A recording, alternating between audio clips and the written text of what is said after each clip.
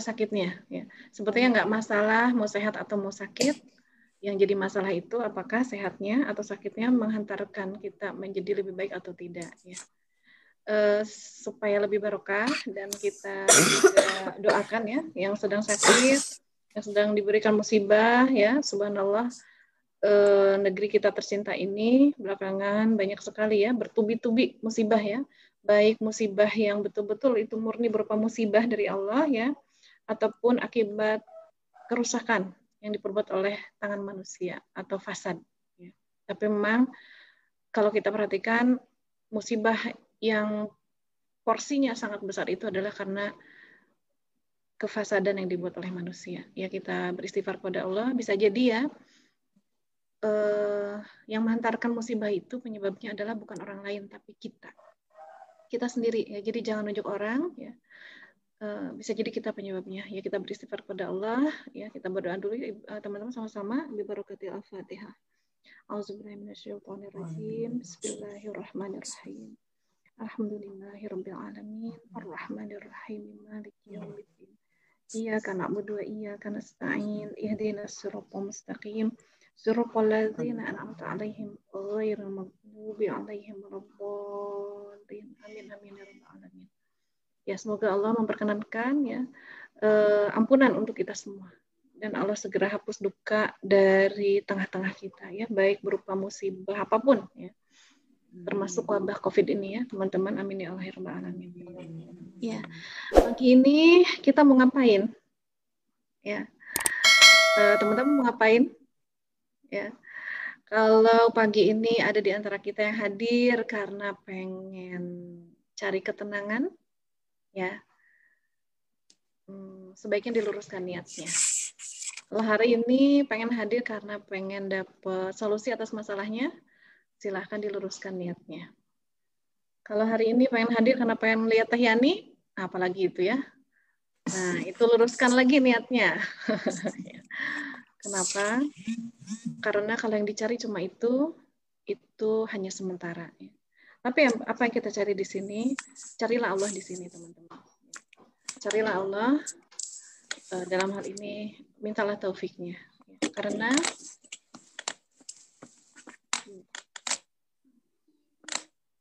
sebentar nggak ada iklan dulu.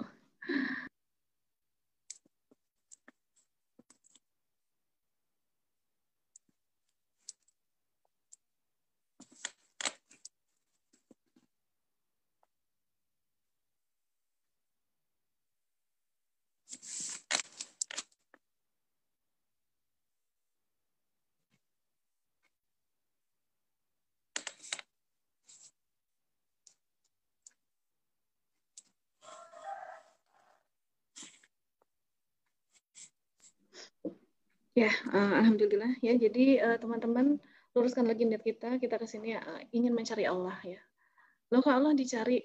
Ya Allah dicari ya, karena bisa jadi Allah itu sempat hilang di hati kita. Hilang karena apa? Karena satu-satunya saingan ya yang bisa mengalihkan kita kepada Allah Subhanahu wa taala itu adalah dunia dan seisinya.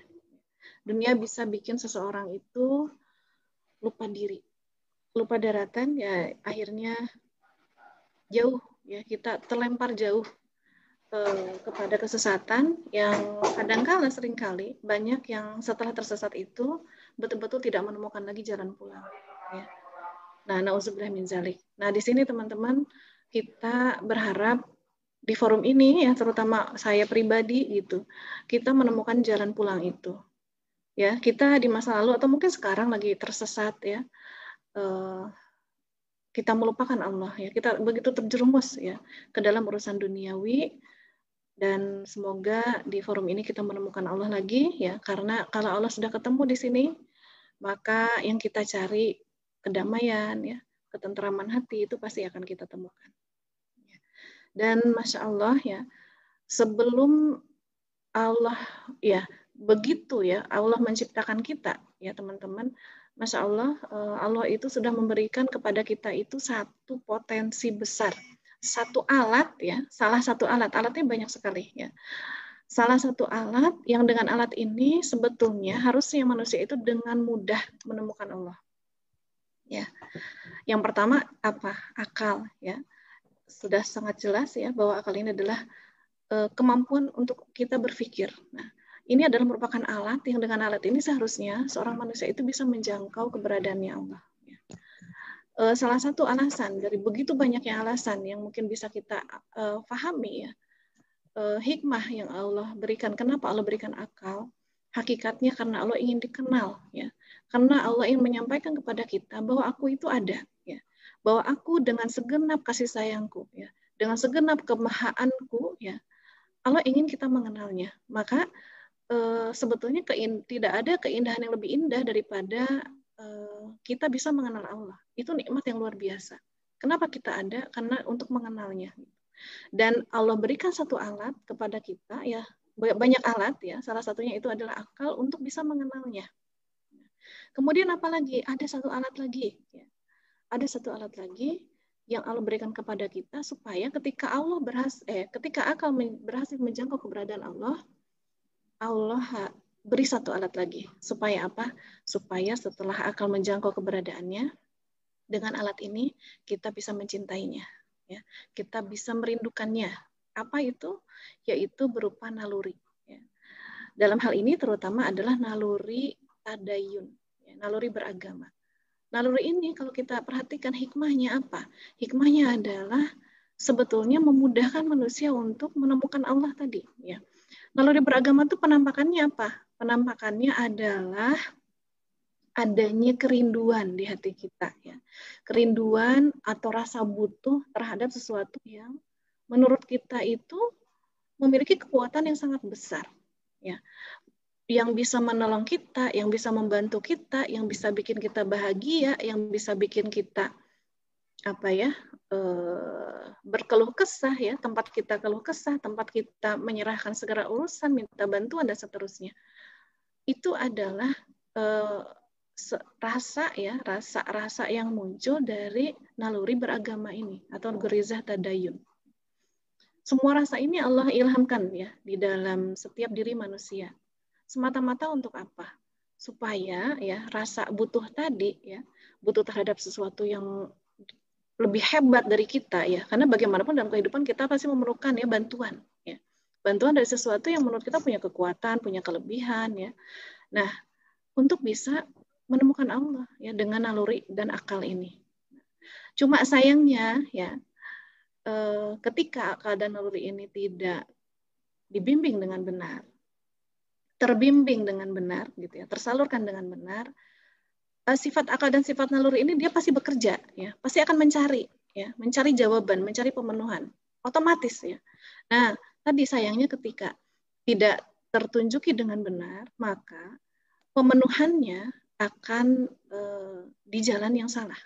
Ya. Dia akan menemukan Tuhannya, ya, dia akan menemukan pemenuhan atas kerinduannya terhadap pertolongan, ya, kedamaian, ketentraman, kebahagiaan, ya, keselamatan, dia akan menemukan. Tapi kalau tidak tertunjuki dengan benar, dia akan menemukan pada sesuatu selain Allah. Ya.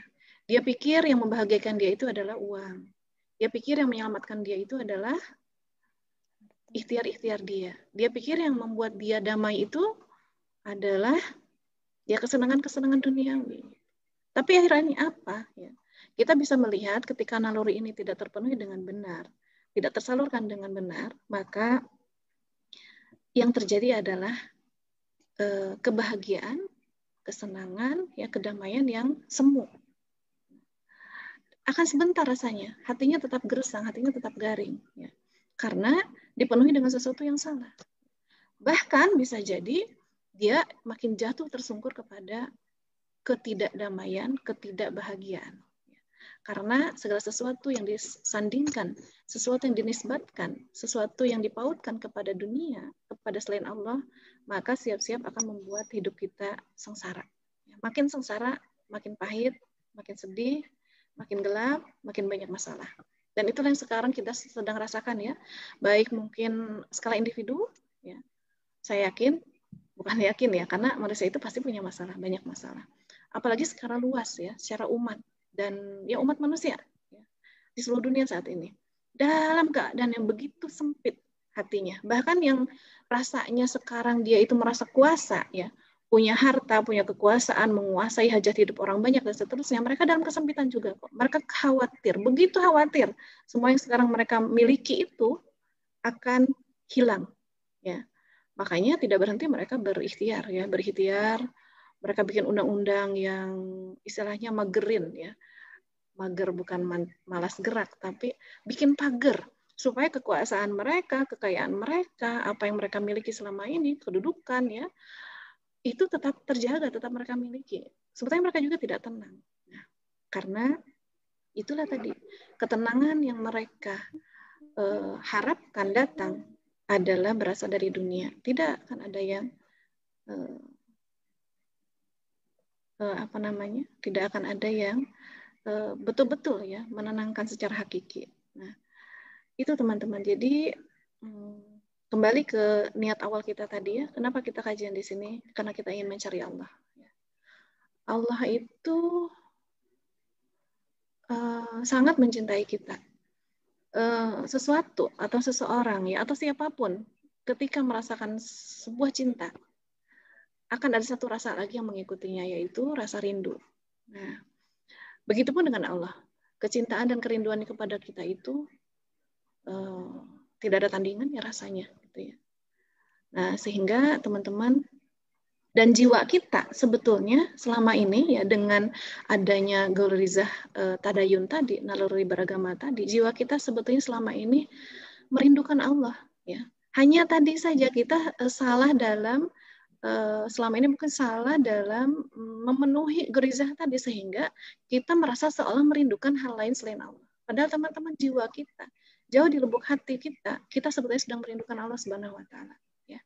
Jadi kalau kita sekarang sedang merasa gersang, tidak damai, ya, banyak ya rasa-rasa negatif di hati kita, teman-teman sesungguhnya hakikatnya jiwa kita sedang merindukan Allah, ya.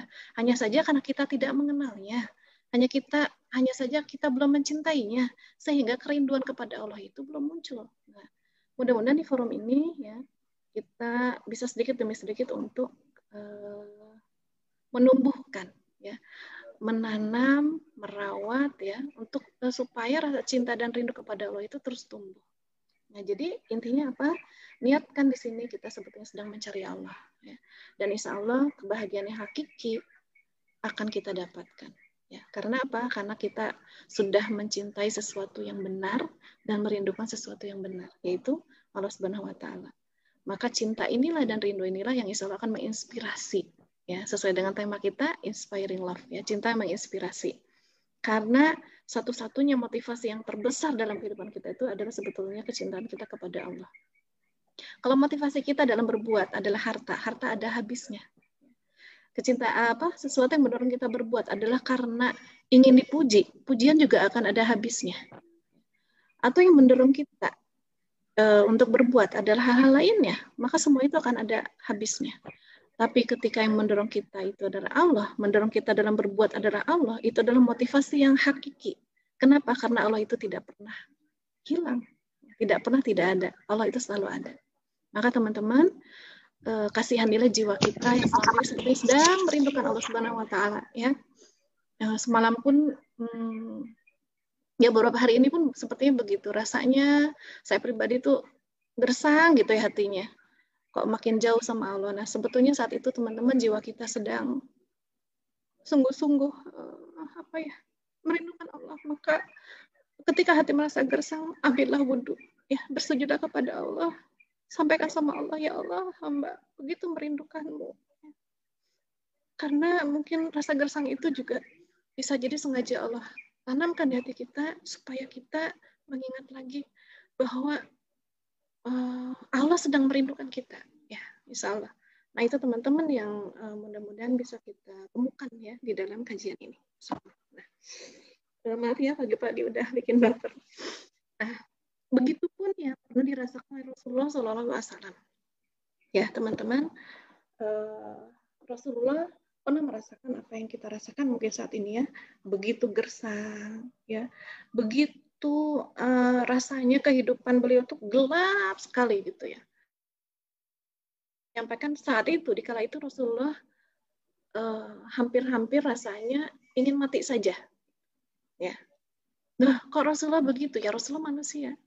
Sama seperti kita, beliau itu punya naluri, punya rasa ya, rasa yang manusia itu memang yang memiliki semua rasa itu ya, termasuk rasa sedih.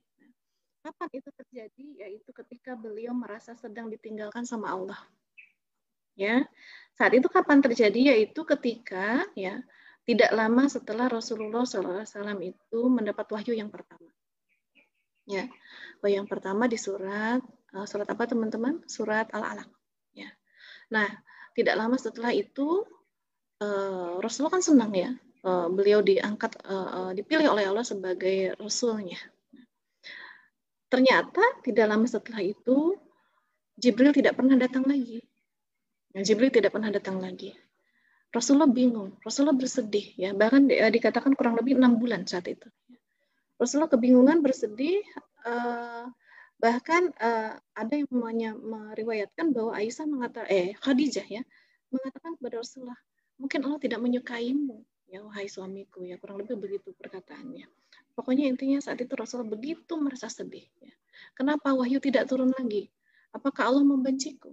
Apakah Allah tidak menyukaiku? Gitu ya. Beliau dalam kesedihan. Dan saat itu ya dikatakan kaum orang-orang Quraisy yang memang membencinya seperti Ummu Jamil ya, itu senang banget ya ketika mengetahui Rasul itu belum dapat wahyu lagi. Ya, bahkan sindirannya itu kepada Rasulullah dikatakan setannya Muhammad tidak datang lagi, gitu ya. Sudah meninggalkannya, kurang lebih bahasanya begitu. Begitu sadis ya bahasanya. Bayangkan Rasulullah sendiri sedang merasa sedih ya karena merasa Allah meninggalkan, dan orang-orang di sekitarnya seperti bertepuk tangan. Nah, teman-teman ada nggak yang ngerasain lagi gitu? Sepertinya Allah ninggalin kita. Kok Allah nggak nolong-nolong kita? Allah itu kemana? Gitu ya. Udah berapa tahun saya punya masalah ini, kok rasanya nggak ditolong-tolong? Nah, mungkin kita pernah merasakan gitu ya. Ada yang sedang merasakan begitu mungkin? Nah, yang kita rasakan itu sebetulnya nggak ada apa-apanya dengan yang Rasulullah rasakan saat itu. Ya, jauh lebih berat. Kenapa jauh lebih berat? Ya, karena banyak riwayat ya yang meriwayatkan bahwa ujian para nabi itu jauh lebih berat dari kita. Ya, termasuk ujian rasa. Ya, ujian rasa itu lebih berat dibanding kita. Lebih berat lagi. Ya, bayangkan menjadi wakilnya Allah di bumi. Ya. Itu luar biasa. Ujiannya begitu berat. Nah, itulah kesedihan beliau. Jadi apakah Allah meninggalkanku? Ya. Dan akhirnya turunlah surat ini, ya, surat yang paling mengagumkan. Salah satu surat yang paling mengagumkan dalam Al-Quran. Apa itu surat apa? Surat Ad-Duha. Ya, surat Ad-Duha kita sering membacanya kapan? Biasanya di waktu duha ya. Nah, jadi saat itu Rasulullah memang tidak menerima lagi wahyu selama 6 bulan. Ya, Jibril tidak turun, kemudian beliau juga tidak menerima mimpi. Ya, kita mungkin begitu ya. Ada kalanya kita melihat begitu banyak mimpi indah di hadapan kita. Tapi kenapa kita tidak bisa menggapai mimpi itu? Yang ada bahkan mungkin rasanya kita udah tidak pantas untuk bermimpi lagi. Ya. Dan kadang-kala mungkin kita merasa sholawat kita, ibadah kita, itu nggak berpengaruh sama hati kita juga. Gersang rasanya. Ya. Gersang, terus mungkin bersedih, terus ya banyak hal yang kita rasakan. Nggak ada pengaruhnya ibadah yang kita lakukan itu kepada Allah. Allah itu kemana? Allah di mana gitu ya. Nah, jadi kita merasa makin jauh dengan Allah. Nah, itulah yang inilah yang dirasakan oleh Rasulullah SAW saat itu. Allah tidak menjawabnya, dia tidak meresponnya, ya. Begitupun mungkin yang kita rasakan, rasanya Allah tidak menjawab kita, tidak merespon kita, dan kita tidak tenang. Apa yang terjadi ya Allah gitu ya. Nah, begitulah Rasulullah. Nah, teman-teman, lalu apa yang surat pertama kali turun? Ayat apa yang pertama kali turun? Wadduha. Nah, Allah sampai bersumpah ya dengan waktu duha ya kepada Rasulullah ya. Sebentar. Ya. Wadduha walaili idza saja. Nah, demi waktu duha dan ketika ya, kenapa waktu duha? Jadi waktu duha itu adalah waktu ketika matahari sepenggalah naik ya.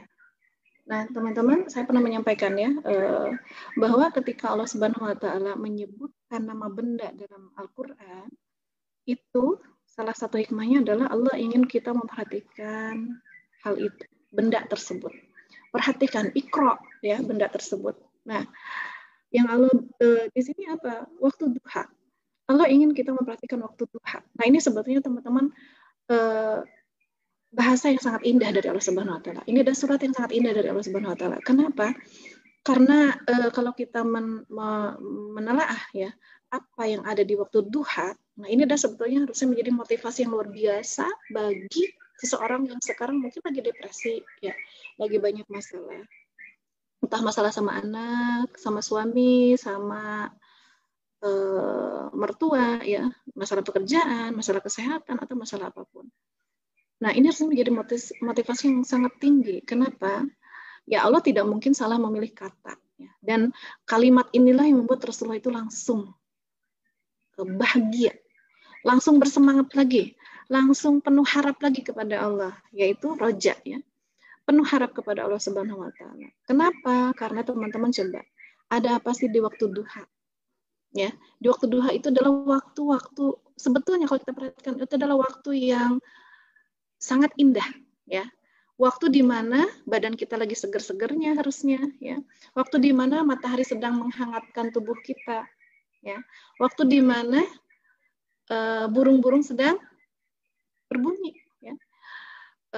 Berkicau dan mungkin mulai keluar dari sarang-sarangnya ya, untuk mencari makanan ya, bagi dirinya dan bagi anak-anaknya. Kita bisa melihat keindahan yang begitu banyak di waktu duha. Nah, dan ada apa lagi di waktu duha? Kita bisa banyak melihat manusia begitu banyak ya beraktivitas. Ya. Beraktivitas. Banyak wajah-wajah mereka, wajah-wajah optimis. Mereka mulai mungkin melangkah untuk belajar, melangkah untuk bekerja ya, melangkah mencari nafkah, mulai menggelar dagangannya. Penuh optimisme di pagi hari itu. Jadi istilahnya mungkin bahasa lainnya itu bangkitlah ya. Ayo bangkitlah ya.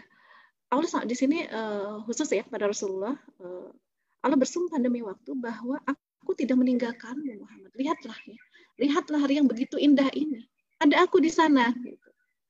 Ya, nah ini yang harus kita sampaikan kepada orang-orang yang mungkin sedang stres ya atau depresi. Ajak keluar, ya ajak keluar melihat dunia. Bahwa di sana kita bisa menemukan begitu banyak yang bisa kita syukuri ya kepada Allah Subhanahu wa taala. Kita bisa begitu banyak menemukan inspirasi di luar sana ya, atas masalah-masalah yang kita sedang hadapi. Begitu banyak. Nah, itu ada di waktu duha. Kalau kita bahas nggak akan ada selesainya ya untuk membahas tentang ada apa di waktu duha.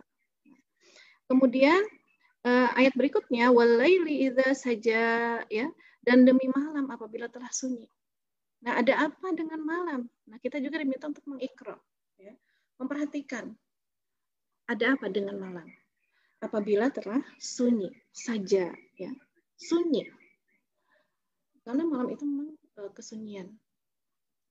Dan Allah itu ya teman-teman, kalau kita mengibaratkan gini, Allah itu mencintai kita, Allah itu merindukan kita, artinya Allah memposisikan kita sebagai kekasihnya. Nah, masalahnya kita memposisikan Allah sebagai kekasih kita enggak. Nah, yang namanya sepasang kekasih biasanya senangnya apa? Di tempat sepi apa di tempat ramai? Tempat sepi ya, tempat sepi gitu. Nah, begitupun dengan Allah. Allah sangat menyukai ya bertemu dengan hamba-hambanya ketika di waktu sepi. Ya, ibarat sinyal kalau ada sinyal internet lah ya. Atau sinyal apa namanya itu? Telepon ya. Siang itu banyak yang pakai di mana-mana. Mungkin sinyalnya bisa terganggu, tapi makin malam sinyal makin kuat enggak? Kenapa? Karena sudah makin sedikit orang yang memakai sinyal itu. Betul nggak? Nah, begitupun keadaan sinyal kita dengan Allah. Makin banyak yang mematikan sinyalnya, kenapa? Orang pada tidur. Nah, maka kita pakai sinyal itu sekuat-kuatnya, sebanyak-banyaknya. Kita ambil sinyal itu. Ya. Makin dekat, makin bagus ya. Ininya mungkin suara makin jelas ya. Kalau telepon itu kan gitu ya. Suara makin jelas, mungkin gambar juga tidak terputus-putus dan seterusnya. Karena sinyalnya sangat kuat. Ya. Dan tidak akan kelempar dari Zoom. Ya. Kalau sinyalnya kuat. Nah, begitupun di malam hari. Ini adalah waktunya ya. Kalau kamu telah sunyi, datang kepadaku. Ya, kalau malam telah sunyi, datang kepadaku. Nah, karena apa? Karena kalau orang lagi depresi, lagi stres, ya, biasanya siang jadi malam, malam jadi siang. Ya, siang dia tidak bisa melihat keindahan, tidur bawaannya, nggak mau keluar dari rumah. Betul nggak? Siapa yang pernah ngerasain begitu? Atau lagi ngerasain gitu, nggak mau keluar dari rumah? Enggak, buat apa aku keluar ya? Pengen menyendiri. Kayak Rasulullah saat itu menyendiri loh itu ke Gua Hiro. Ya, menyendiri. Betapa sempitnya rasa hatinya gitu. Karena merasa Allah meninggalkan dia. Ya pada cacian dari kaum Quraisy itu sangat dalam gitu ya. Beliau butuh penguat, beliau butuh motivasi ya yang sangat tinggi. Dan Masya Allah motivasinya dari Allah. Terus kita gimana? Iya kalau Rasul kan dari Allah. Lah, motivasi Allah kan Allah abadikan dalam Quran. Kita tinggal buka aja motivasi dari Allah. Karena hakikatnya itu motivasi untuk kita juga. Ya. Nah, kembali tadi, orang depresi itu biasanya siang jadi malam, malam jadi siang. Nah, apa yang terjadi ketika malam hari? Dia banyak melamun, susah tidur. Siang banyak tidur, yang harusnya keluar, cari inspirasi, cari motivasi di luar sana, ya, cari kebahagiaan di luar sana, ya. Bukan berarti happy-happy ya, bukan. Tapi temukan Allah di luar sana ketika siang, karena memang waktunya melek. Tapi dia malah tidur. Ya. Tapi bagaimana dengan malam? Dia susah tidur. Nah, sebetulnya ketika susah tidur itu teman-teman manfaatkanlah. Untuk apa? Bermesraan sama Allah, karena itu sinyal lagi kuat. Bisa jadi loh, sulit tidur itu juga Allah biarkan kita sulit tidur. Ya kalau Allah mau kan, kalau Allah mau ya, rasanya kita sulit tidur tapi Allah langsung tidurkan kita. Tapi Allah biarkan kita sulit tidur semalaman. Kenapa? Bisa jadi memang Allah juga rindu sama kita. Ya udah dibiarin sama Allah. Biar tetap susah tidur, supaya lari ke Allah, ngobrol sama Allah, bermesraan sama Allah. Tapi yang ada apa? Ya ada guling-guling di kasur nggak karuan, ya nangis nggak karuan. Yang diingat bukan Allah, yang diingat masalahnya. Itulah manusia. Padahal Allah ngasih kesempatan begitu banyak ya. Nah, jadi dua motivasi ini ya yang harus kita sampaikan kepada orang yang sedang depresi atau buat kita lah ya yang sedang mungkin dirudung masalah anak kok nggak nurut-nurut, belum nurut-nurut ya dan lain-lain. Coba dalami lagi surat Ad-Duha ini karena waktu kita di kajian ini cuma sedikit ya, tidak bisa lama-lama untuk membahasnya. Nah, ma wadda'aka rabbuka wa ma qala. Ya, tidaklah ya Rabbmu itu meninggalkan engkau Muhammad dan tidak pula membencimu. Nah, itu kata-kata untuk kita juga ya.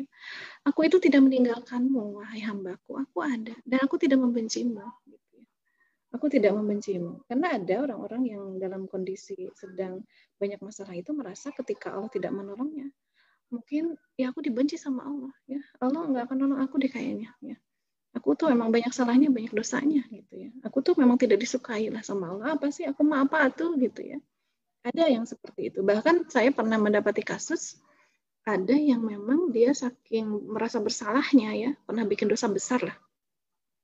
Jadi depresi memang, itu depresi benar-benar kabur dari rumah gitu ya, lupa gitu, lupa. Ya udah nggak komunikasinya udah ini. Karena dia saking ketakutan. Salah satunya ya, saking ketakutan dosanya itu tidak diampuni oleh Allah. Nah ternyata takut tidak diampuni itu, ya kalau terlalu berlebihan itu justru menghantarkan kepada sesuatu yang negatif lagi. Ya seperti itu teman-teman. Nah jadi Allah tidak membenci kita, Allah itu sayang banget sama kita. Kalaupun ya Allah belum mengabulkan doa kita, banyak sebetulnya ya, banyak kemungkinan alasannya, ya. Atau sebetulnya Allah sudah mengabulkan doa kita. Allah sedang ya memproses doa kita terkabul. Hanya kita saja yang kurang sabar dalam proses itu. Akhirnya seringkali ya udahlah buat apa berdoa. Atau kadang-kala mungkin sampai bingung mau doa apa. Karena doa-doa selama ini rasanya kok belum dikabul. Nah, tapi kalau kita perhatikan teman-teman, kita kaitkan dengan ayat ya.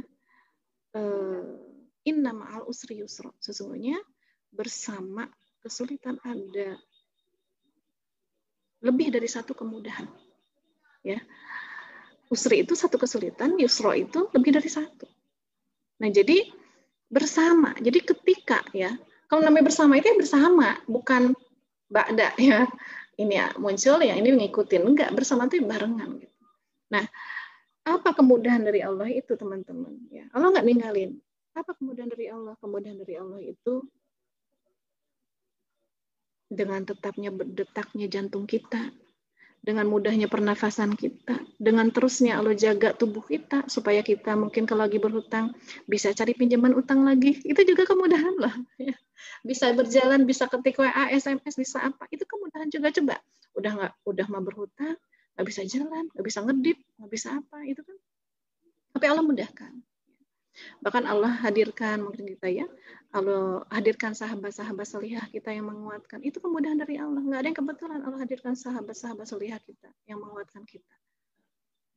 Dan bisa jadi hakikatnya ya, saudari kita itu adalah penyambung lidah dari Allah. Ya, kadang-kala kita kan nasehatin orang terinspirasi begitu aja ya. Kok aku tadi nasehatin gitu ya, gitu. Nggak ada rencana nasehatin gitu. Nah bisa jadi orang itu Allah ya yang membimbingnya. Dan insya Allah itulah Allah yang membimbingnya jika memang itu nasihatnya adalah benar. Insya Allah itu berasal dari Allah. Nah, kemudian ayat berikutnya ya. Sebentar. Ya, jadi di waktu duha itu tidak semuanya suram, ya, semuanya adalah adanya keindahan, ya. Maka sambutlah keindahan tadi, ya, di waktu duha. Dan di waktu malam, ya, pergunakan waktu malam itu untuk kita banyak bermesraan dengan Allah Subhanahu Wa Taala. Nah itu yang pertama. Kemudian ayat berikutnya. Apa ayat berikutnya?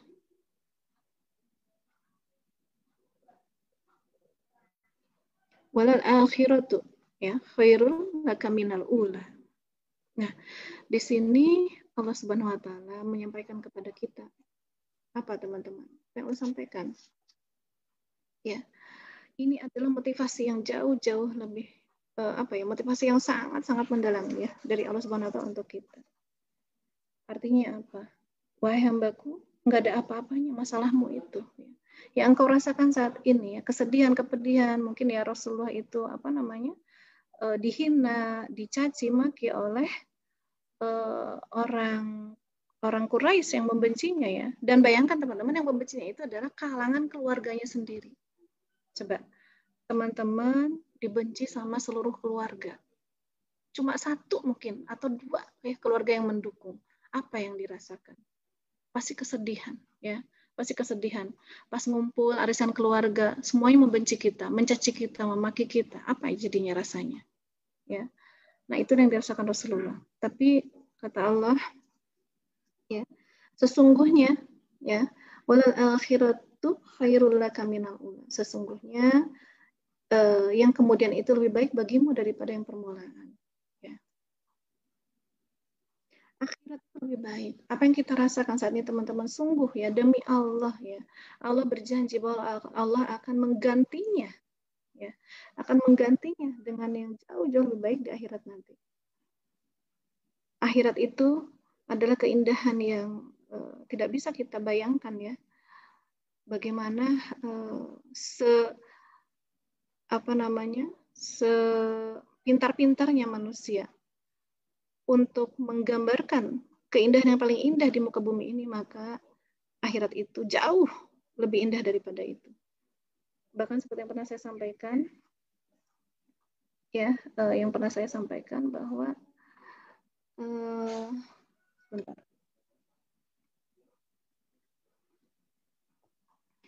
Bahwa gambaran ya betapa indahnya akhirat itu bisa kita lihat dalam sebuah hadis yang menyatakan bahwa Allah membagi kasih sayangnya menjadi 100 bagian. Nah, ya ingat ya hadis itu ya. 100 bagian. Nah, satu bagiannya Allah berikan di dunia ya. Dengan satu bagian kasih sayang inilah ya seorang ibu bisa mencintai anaknya ya. Binatang-binatang pun bisa memelihara anaknya ya. Allah ilhamkan rasa sayangnya itu kepada makhluk-makhluknya, di hati makhluk-makhluknya. Jadi satu bagian kasih sayang Allah diperebutkan dengan triliunan makhluknya ya. Ya, binatang-binatang melata dan seterusnya Allah berikan ya. Dengan kasih sayang itu juga Allah menjaga makhluk-makhluknya ya, supaya tetap hidup, tetap di tempatnya ya. Kita kan nggak pernah merasa ya teman-teman ya, sekarang Allah lagi mematikan berapa sel di tubuh kita, yang menghidupkan berapa sel lagi per detiknya di tubuh kita ya. Atau sejak hadir kajian Zoom ini, teman-teman udah berapa kali bernafas, nggak ada yang sadar, atau jantungnya berdetaknya. Sekarang detaknya lagi nada apa? Apakah sama dengan kemarin detaknya? Gitu ya. Nah, kita juga tidak pernah tahu. Allah selalu jaga kita. Nah, itulah kasih sayang Allah untuk kita di dunia. Ya, yang diperebutkan dari mulai Nabi Adam sampai hari kiamat nanti diperebutkan oleh seluruh makhluknya. Itu satu bagian dari kasih sayang Allah.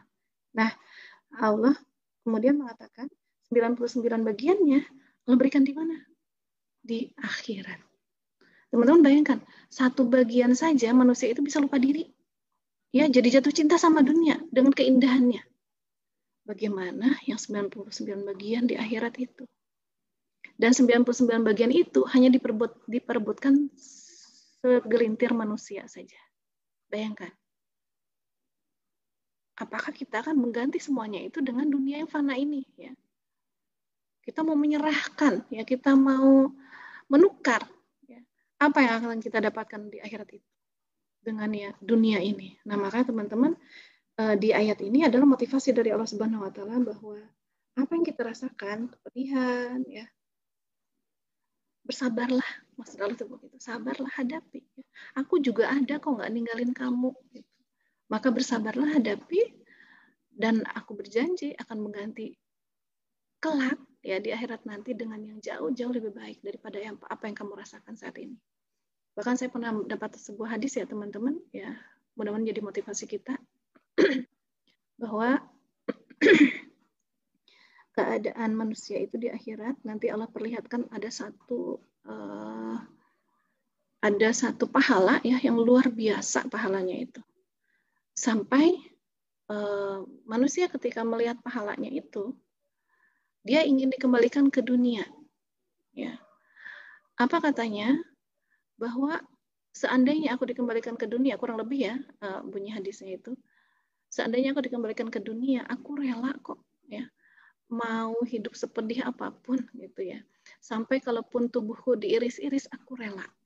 Karena dia melihat pahala dari apa? Kesabaran. Ya. Sampai kurang lebih hadisnya seperti itu. Saya udah lama ya baca hadisnya. Lama sekali, tapi hadis itu nampar banget gitu ya. Rasanya ya saya pribadi kok cengeng banget ya gitu. Kalau malu dengan kata-kata di hadis itu. Sampai orang itu mengatakan diiris-iris juga tubuhnya nggak apa-apa. Ya. Karena pengen dapat pahala bersabar. Padahal tubuh saya lagi nggak diiris-iris ya. Dapat masalah, kayaknya masalah orang juga jauh lebih besar dari saya gitu ya. Tapi kok ya cengeng banget. Rasanya pengennya ya yang seperti Rasulullah rasakan mungkin saat itu, putus asa ya, malam jadi siang, siang jadi malam, nah seperti itu. Itulah manusia memang ya, selalu dalam kelemahan. Nah maka karena kita lemah teman-teman, teruslah dekat sama Allah karena kita butuh penguatan ya, atas kelemahan kita, dan satu-satunya penguatan yang hakiki hanya berasal dari Allah Subhanahu Wa Taala. Nah seperti itu. Sampai di sini dulu deh. Ada pertanyaan dulu nggak?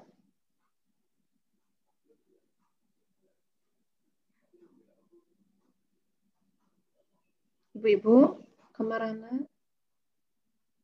Ada. Aku ada, nyariin aku nggak? Nggak tahu deh. Nah, kemudian lanjut deh kalau ada yang nanya. Ya, saya anggap Masya Allah deh teman-teman ya.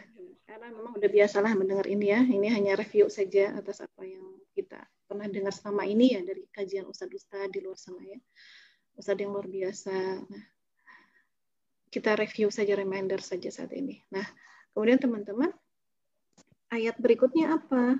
Ya, setelah Allah memotivasi. Jadi ini ayat-ayat sejak awal. Wadduha wal-laili idza saja mawadda'aka rabbuka wa maqala walal akhiratu khairul laka minal ula. Itu semuanya adalah ayat-ayat motivasi. Ya, bayangin. Berarti apa? Harusnya memang kita itu tidak berhenti beramar ma'ruf nahi mungkar, tidak berhenti menasihati orang lain. Ya. Rasul saja dimotivasi sama Allah berkali-kali berulang-ulang. Bahkan ada satu ayat, surat lagi teman-teman. Surat yang isinya motivasi lagi untuk Rasulullah. Dan surat itu isinya 121 ayat. Berarti apa? 121 kali dimotivasi sama Allah. Manusia itu butuh motivasi. Gitu ya. Nah, masalahnya manusia ini cari motivasinya sekarang kemana? Kemana? Ya, dia pikir dengan jalan-jalan ke gunung bisa memberikan motivasi. Ke tempat-tempat indah ngabisin uang, habis itu bisa termotivasi lagi. Ternyata ya balik ke rumah ketemu sama masalah dia lagi kan. Gitu. Nah, tapi kalau motivasinya dari Al-Quran, buka Al-Quran, ini motivasi yang luar biasa. Nah, apa ayat berikutnya? Ya, Allah ingin membuktikan ya bahwa Allah itu tidak meninggalkan kita, tidak meninggalkan engkau Muhammad. Ya, apa ayat berikutnya? Ya, sebentar, mana ayat berikutnya? Gimana ayat berikutnya teman-teman? Kok jadi ngeheng? Wala saufa yu'tika rabbuka fatardo. Betul ya itu ya? Betul nggak? Betul. Apa artinya? Dan sungguh kelak Ya, dan sungguh kelak Rabbmu pasti memberikan karunia-Nya kepadamu sehingga engkau menjadi puas. Ya, Allah tadi mengatakan akhirat itu lebih baik daripada dunia ini. Sabar, hambaku sabar, kata Allah begitu. Tenang, cuma sebentar kok, cuma berapa? Kita udah melakukan perjalanan yang sangat panjang loh. Dari mulai di alam ruh, kita antri untuk ke alam rahim. Ya, antri ya, entah kita manusia keberapa yang lahir, terjun ke dunia. Kita sabar banget di alam rahim yang begitu sempit, kita juga bersabar. Ada nggak kita waktu di alam rahim? Keluarkan aku, sempit, ada nggak? Nggak ya. Nah, kita begitu sabar-sabar. Cuma 60 tahun kok paling lama itu. Atau besok juga mungkin kita udah nggak ada ya. Nah, dan Allah tambahkan kepada kita, sungguh kelak Rabbmu pasti memberikan karunia-Nya kepadamu hingga engkau menjadi puas. Ya, maksudnya karunia di akhirat. Tapi ada juga yang menggambarkan karunia berupa Allah memberikan kekuasaan yang begitu besar kepada Rasulullah SAW. Ya, tenang. Kita akan keluar dari masalah ini. Kita akan keluar. Ya, apa buktinya kita akan keluar dari masalah ini? Nah, Allah lanjutkan ayatnya. Alam yajidka yatima fa'awa. Betul ya ayat itu ya? Tadi itu apa? Rasaufa yu'tika rabbuka fatarada. Alam ya. Betul ya itu ya lanjutannya ya. Ini kok saya jadi agak-agak ini. Grogi dilihatin ibu-ibu. Nah, alam yajidka yatima fa'awa. Bukankah dia mendapati sebagai seorang yatim lalu dia melindungi? Nah, bukankah dulu ya Allah ingin membuktikan bahwa aku tidak meninggalkanmu ya.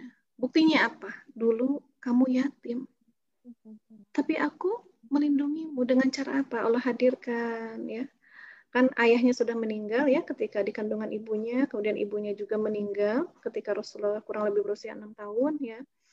Kemudian beliau dalam asuhan kakeknya. Allah hadirkan kakeknya ya. Allah hadirkan siapa ibu susunya itu? Sa'diyah ya. Allah hadirkan kakeknya, kemudian Allah juga setelah itu apa? Dia diasuh oleh pamannya ya. Allah hadirkan orang-orang di sekitarnya yang mau mengurusinya dan mengurusinya dengan penuh kasih sayang ya. Rasul tidak pernah melupakan kasih sayang yang diberikan oleh orang yang mengurusinya beliau sejak kecil itu ya. Mereka mencintainya, begitu mencintainya. Nah, jadi intinya kalau bahasanya itu kamu itu dulu yatim, tapi aku menolongmu. Jadi bagaimana mungkin kau mengira aku itu meninggalkanmu dan tidak mencintaimu? Nah, ini kan bahasa untuk kita juga teman-teman. Pas kita lagi putus asa, kayaknya Allah nggak nolong kita, kayaknya nggak ada kemudahan, mentok sana, mentok sini, wah, ya. Nah, pada sesungguhnya, nah Allah minta kita itu mengingat-ingat masa lalu, ya. Nah, biasanya kan perempuan tuh gampang mengingat masa lalu ya. Perempuan kan katanya ahli sejarah. Ahli sejarah yang unggul ya. Kalau ada masalah keluar tuh masa lalu semuanya. Ya. Nah, tapi untuk apa mengingat masa lalu? Mengingat kebaikan-kebaikannya Allah. Bahwa selama ini Allah itu nolong kita kok, gitu ya. Masa lupa ya? Dulu ketika kita lahir, berbaju enggak? Enggak. Ya. Enggak berbaju. Ya. Allah berikan baju, Allah berikan kehangatan. Walaupun yang dibuang terus ditemukan. Ya kalau dibuang terus mati, ya itu berarti kan memang rezekinya sampai di situ. Ya batasnya. Tapi ketika dia masih hidup, Allah akan bantu dia kok. Bahkan yang dibuang ke hutan juga banyak kisahnya dirawatnya sama hewan di hutan, betul nggak? Ya, Allah hadirkan gitu. Nah, terus apa lagi? Pas kita, pernah nggak teman-teman sakit? Sembuh sekarang ya? Nah, pernah berapa kali dalam hidup sakit? Pas lagi sakit gimana rasanya? Kok nggak sembuh-sembuh gitu ya? Atau pas kita lagi ada kesedihan, habis itu senang lagi nggak? Iya, gitu ya. Berapa kali Allah angkat kita, Allah menemani kita, ya, Allah tolong kita itu berapa kali? Nah, begitu kan ini bahasa motivasi kepada Rasulullah. Ya. Nah, wajadaka dhalan fahadha, ya. Dan dia mendapatimu sebagai seorang yang bingung, lalu dia memberikan petunjuk. Nah, kita pernah bingung nggak? Pernah. Lagi bingung sekarang? Oke, nah tenang kata Allah. Berapa kali dalam hidup ketika kita bingung, akhirnya Allah kasih petunjuk teman-teman. Ya, walaupun mungkin kita saat itu masih jauh dari Allah, tapi Allah ninggalin nggak? Enggak, ya. Allah nolong kita saat itu. Ya, kita keluar dari masalah kita saat itu. Walaupun mungkin sisa-sisa rasanya masih terasa sampai sekarang. Tapi kan sudah keluar dari masalah-masalah itu. Ya. Mungkin kita dulu punya masalah sendal kita copot. Udah dikasih belum sendal baru? Berapa kali Allah kasih sendal baru? Ya. Baju kita robek berapa kali diganti. Makanan habis berapa kali ditambah sama Allah. Ya. Dan manusia itu ya saya kadang-kadang juga bingung. Kok makan lagi ya nggak bosan dari bayi makan. Ya masalah dan Allah terus kasih makanan sama kita. Ya, apalagi? Apa yang Allah nggak kasih teman-teman? Ya. Nah makanya yang bikin sulit hidup, susah hidup itu apa? Ketika kita mengingat apa yang belum dikasih Allah. Padahal yang udah dikasih Allah, kita aja nggak bisa nulisin. Saking banyaknya lupa. Ya kadang gitu ya. Ayo sebutin nikmat Allah. Apa ya Bu? Saking banyaknya lupa katanya gitu. Saking banyaknya lupa atau saking kita nggak pernah menyebut-nyebut nikmatnya? Pertanyaannya begitu ya. Tidak pernah mengingat-ingat nikmatnya. Yang diingat apa? Yang belum kita dapatkan. Ya Allah, kenapa anak saya belum begini? Kenapa harta saya belum begini? Kenapa sekarang di PHK? Kemarin pas lagi punya kerjaan, bersyukurnya gimana? Ya, dan seterusnya. Kayak kemarin ada yang posting, apa ya? Ya, bukan yang posting lah. Banyak ya berita-berita musibah. Ketika kena musibah baru tuh kerasa. Kemarin, pada saya masih punya kesempatan ya ngeberesin urusan apa, udah musibah begini ya, banjir, longsor di mana-mana, gempa ya, rusak, nggak bisa keluar dari tempat tinggalnya dan seterusnya ya, dan lain-lain. Nah itu baru kita ngerasa ketika kita sempit kemarin kemana aja. Nah jadi sebetulnya bisa jadi itu hakikat dari kesempitan hidup yang sedang kita rasakan saat ini apa, supaya kita mengingat lagi kebaikan Allah. Allah rindu kita untuk mengucapkan terima kasih. Ya. Teman-teman gitu nggak? Kadang kita rindu nggak? Pengen dengar anakku tuh bilang makasih kayak Bunda, makasih ya udah jagain aku selama ini. Kalau seorang bunda digituin sama anaknya rasanya gimana? Ngarep banget nggak anak kita ngomong gitu sama kita? Sering tuh sambil nyium misalnya. Atau suami kita ya dengan tatapan yang penuh mesra misalnya ya. Ucapin Umi makasih ya gitu udah jagain anak-anak Abi. Emang anak Abi ya, bukan anak kita. Dia protes. Ya pokoknya kayak gitulah gitu ya. Indah banget ketika ada orang yang mengucapkan terima kasih sama kita. Nah Allah itu merindukan keindahan itu dari kita. Ya mungkin kesempitan saat ini supaya kita mengingat lagi apa yang sudah aku kasih. Waktu luang, kesehatan, masa muda. Ya. Dulu belum disyukuri oleh kamu. Yuk, atau sekarang syukuri kata Allah. Ya. Kenapa la in syakartum la azidannakum? Barang siapa bersyukur ditambah nikmat. Ya kenapa masih pedih aja, masih sempit aja hidupnya? Ya karena nikmatnya belum ditambah-tambah sama Allah. Karena mungkin kita belum bersyukur. Coba deh kalau pengen keluar dari masalah, bersyukur. Ya, tapi jangan modus bersyukurnya ya, karena benar-benar pengen keluar dari masalah. Karena teman-teman, sesungguhnya nikmat yang paling besar itu ya terhadap masalah kita bukan semata-mata selesainya masalah kita, tapi apa? Nikmat yang terbesar itu adalah ketika Allah kuatkan hati kita menghadapi masalah itu. Karena masalah bisa jadi seumur hidup kita nggak selesai. Wabah bisa jadi masih setahun lagi, 2 tahun lagi, 3 tahun lagi, kita nggak tahu. Tapi ketika Allah nolong kita, Allah lapangkan hati kita, itu adalah nikmat yang luar biasa. Ya, jadi ngarep nikmat yang tinggi dari Allah itu sebetulnya nikmat hati, nikmat iman. Biar Allah tambah iman kita. Apapun keadaannya, walaupun bumi gonjang-ganjing, ya, bintang kelap-kelip, apalagi, ya gitulah. Tapi ketika Allah selalu ada di dekat kita, ya, menguatkan hati kita, maka ya semuanya asal ada Engkau nggak apa-apa ya Allah. Ya. Asal ada kamu nggak apa-apa, kan kadang kalau orang lagi jatuh cinta gitu ya, nggak apa-apa ya asal ada kamu gitu. Bahkan suka ada sindiran, emang nikah nggak kerja mau makan apa, makan cinta gitu ya. Tapi masya Allah teman-teman ya, sebetulnya dengan cinta ya, walaupun harta cuma sedikit, makan sehari sekali, milih mana, makan sehari sekali atau nggak ada cinta? Milihnya ada cinta, makannya sehari 3 kali. Biasanya jawaban ibu-ibu gitu, tapi bukan ibu-ibu di sini sih. Ya, nah begitu ya, karena cinta ini adalah sesuatu yang memang bisa memotivasi seseorang. Walaupun cintanya salah, biasanya bisa memotivasi. Ya. Nah, apalagi kalau cintanya benar, yaitu kepada Allah Subhanahu Wa Taala. Nah, ini ya, kita lanjut. Nah, tadi sampai mana ayatnya? Ya, sebagai orang yang bingung, ya. Nah, ini dikuatkan dengan surat Asy-Syura ayat 52. Ya. A'udzubillahi minasyaitonirrajim wa kadzalika auhayna ilaika ruhan. Ya. Dan demikianlah kami wahyukan kepadamu Muhammad ruh ya, atau Al-Qur'an. Ya, ruh di sini maknanya Al-Qur'an. Ruhan min amrina ya, dengan perintah kami ya. Ma kunta tadri mal kitabu walal imanu walakin ja'alnahu nuran nahdi bihi man nasya ya. Dan demikianlah kami wahyukan kepadamu Muhammad ruh ya, atau Al-Qur'an yang dengan perintah kami. Sebelumnya engkau tidaklah mengetahui apakah Al-Qur'an dan apakah iman itu ya. Tetapi kami jadikan Al-Qur'an itu sebagai cahaya. Min ibadina wa innaka latahdi ila siratim mustaqim.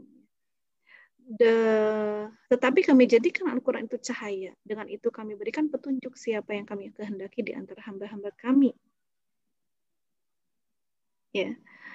Nah, itu adalah penguatan dari Allah terkait dengan wajadaka dhalan fahaza. Engkau pernah bingung, tapi Allah berikan cahaya ya dari kebingungan-kebingungan itu apa? Yaitu berupa Al-Quran, berupa iman. Supaya kita tidak bingung lagi menghadapi kehidupan. Maka teman-teman, obat hati itu apa? Iman dan Al-Quran. Ya, silahkan. Itu yang dipegang obat hati itu bukan jalan-jalan refreshing, bukan. Ya itu mah ya bukan nggak boleh Bu ya. Silahkan aja, tapi bukan itu. Obat hati yang sesungguhnya adalah iman dan Al-Quran, karena itulah dua cahaya. Ya. Dua cahaya yang akan menghantarkan kita kepada hilangnya kebingungan. Menghantarkan kita kepada jalan yang akan mempertemukan kita dengan Rob kita ya, dengan kekasih kita Allah Subhanahu wa taala. Insya Allah. Nah, wajadaka a'ilan fa'aghna. Dan dia mendapatimu sebagai seorang yang kekurangan. Ya, lalu dia memberikan kecukupan. Nah, engkau dulunya miskin Muhammad, ya. Akhirnya Allah berikan kecukupan. Tidak memerlukan selainnya, ya. Cukup dalam hal ini bukan berarti banyaknya harta. Tapi apa yang Allah berikan kepada Rasulullah? Banyak harta, ya, maksudnya dalam tanda petik ya, banyak harta dan banyaknya pertolongan-pertolongan. Ya, Allah mengumpulkan dua kedudukan untuk beliau, yakni sebagai orang miskin yang bersabar dan kedudukan orang kaya yang bersyukur. Beliau pernah menjadi kaya, pernah. Ya. Dan beliau pernah miskin juga. Tapi beliau lihat kedudukan beliau ketika beliau kaya dan ketika beliau miskin. Ya. Jadi dulu pernah kekurangan, yaitu ketika miskin ya, ketika apa? waktu kecil ya. Awalnya kan Halimah Sa'diyah itu tidak mau ya menyusui Rasulullah karena dari keluarga miskin. Tapi apa yang Allah berikan akhirnya? Kekayaan. Dan ketika Rasulullah dalam keadaan berdakwah ya kemudian begitu banyak kesempitan, diboikot ya oleh kaum Quraisy ya, diboikot secara ekonomi ya, embargo ekonomi ya, pokoknya tidak ada boleh kaum Quraisy yang berhubungan dengan kaum muslimin ya. Waktu itu kalau nggak salah selama 3 tahun ya, diembargo dan seterusnya. Kemudian akhirnya Allah memerintahkan Rasulullah untuk menghilangkan dukanya, kesempitan kaum muslimin ya. Memerintahkan apa? Berhijrah ke Madinah. Dan apa yang didapati di Madinah? Ya, Allah cukupkan. Allah cukupkan. Di sana Rasulullah ditolong ya oleh kaum Ansar, di sana dimuliakan oleh kaum Ansar, di sana kaum Ansar membuka hati mereka, membuka diri mereka untuk menyerahkan kekuasaan kepada Rasulullah untuk memimpin mereka dengan syariat Islam secara kafah ya. Rasulullah saat itu di Madinah tidak hanya sebagai Rasul tapi sebagai kepala negara. Allah angkat derajatnya ya. Nah, teman-teman, begitu dengan kita. Tunggu ya. Kita dulu kebingungan, kita dulu mungkin kekurangan ini itu ya, tidak hanya harta. Kita juga merasakan kesempitan ya atas segala hal. Nah, tapi Allah terus-menerus ya, setahap demi setahap Allah tutup kekurangan-kekurangan kita itu dan Allah berikan kecukupan kepada kita. Ya, tadinya kita nggak punya ilmu, Allah kasih ilmu. Dan hidup kita mungkin saat ini lebih bercahaya lagi dengan ilmu-ilmu tadi ya. Nah, jadi tenang gitu ya, berbahagialah. Nah, ini minggu kemarin juga ada pertanyaan yang terkait ya dengan hal ini ya. Pertanyaannya adalah apa, Teni? Teni hadir terkait Hadir. Jangan tidur ya. Nah, Assalamualaikum. Sejak saya hijrah bersama suami dan masuk ke komunitas masyarakat tanpa riba, saya dan suami dianggap orang aneh. Aneh ya. Teman-teman pun mulai menjauh. Apakah ini salah satu hidayah dari Allah? Karena sekarang saya dipertemukan oleh teman-teman baru, teman-teman satu frekuensi hijrah di jalan Allah. Ya. Jangankan kita, Rasulullah ya, ketika mulai hijrah dalam tanda petik ya kalau Rasulullah. Ya ketika beliau diutus menjadi nabi, lihat ya orang-orang yang tadinya mencintainya, paman-pamannya itu tadinya mencintainya. Akhirnya semua menjauh. Tidak hanya pamannya, kaum Quraisy itu mencintai Rasulullah, bahkan menyematkan label-label positif ya kepada Rasulullah. Ya, bukan label apa namanya itu. Ya, beliau itu termasuk yang amanah ya. Dipercayalah ya, terpercaya, amanah dan seterusnya. Akhirnya apa? Ketika berubah ya Rasulullah menjadi Rasul dijauhi. Nah, begitupun kita teman-teman ya. Nah, tentang hijrah ini ya, ingat aja surat Al-Ankabut ayat 2 ya. Auzubillahi minasyaitonirrajim. Hasiban nasu ayyutsraku ayyaqulu amanna wa hum la yuftanun. Apakah manusia mengira bahwa mereka akan dibiarkan hanya dengan mengatakan kami beriman dan mereka tidak diuji? Apakah manusia mengira akan mengatakan aku akan hijrah ya, hijrah hati, hijrah tingkah laku, hijrah segalanya, tapi nggak diuji. Sejauh mana ya ketetapan iman kita, ya sejauh mana keteguhan iman kita dalam hijrah tadi.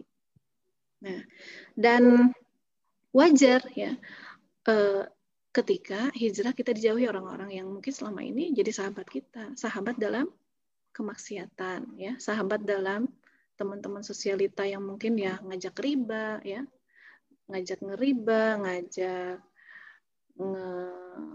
macam-macam lah gitu ya. Nah, ketika hijrah, nah ingat ya firman Allah di dalam surat An-Nisa ayat 100.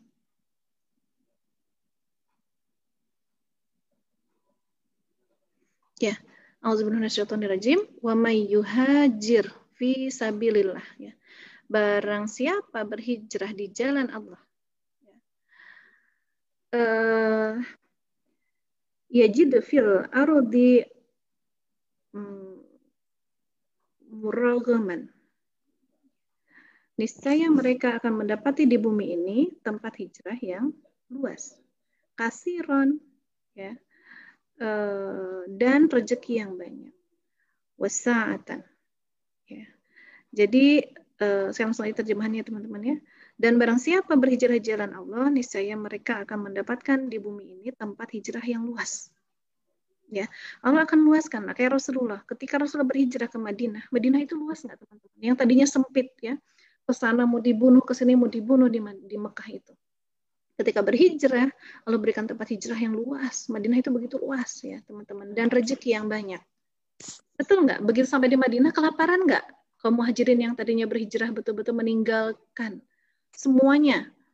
Sedikit sekali harta yang diambil. Nah, mungkin begitu juga orang yang hijrah dari riba. Ini kan pertanyaan tadi riba ya. Hijrah dari riba atau hijrah dari maksiat-maksiat lainnya. Dia akan tinggalkan semuanya. Tinggalkan ya yang menyebabkan dia itu tadi bermaksiat ya.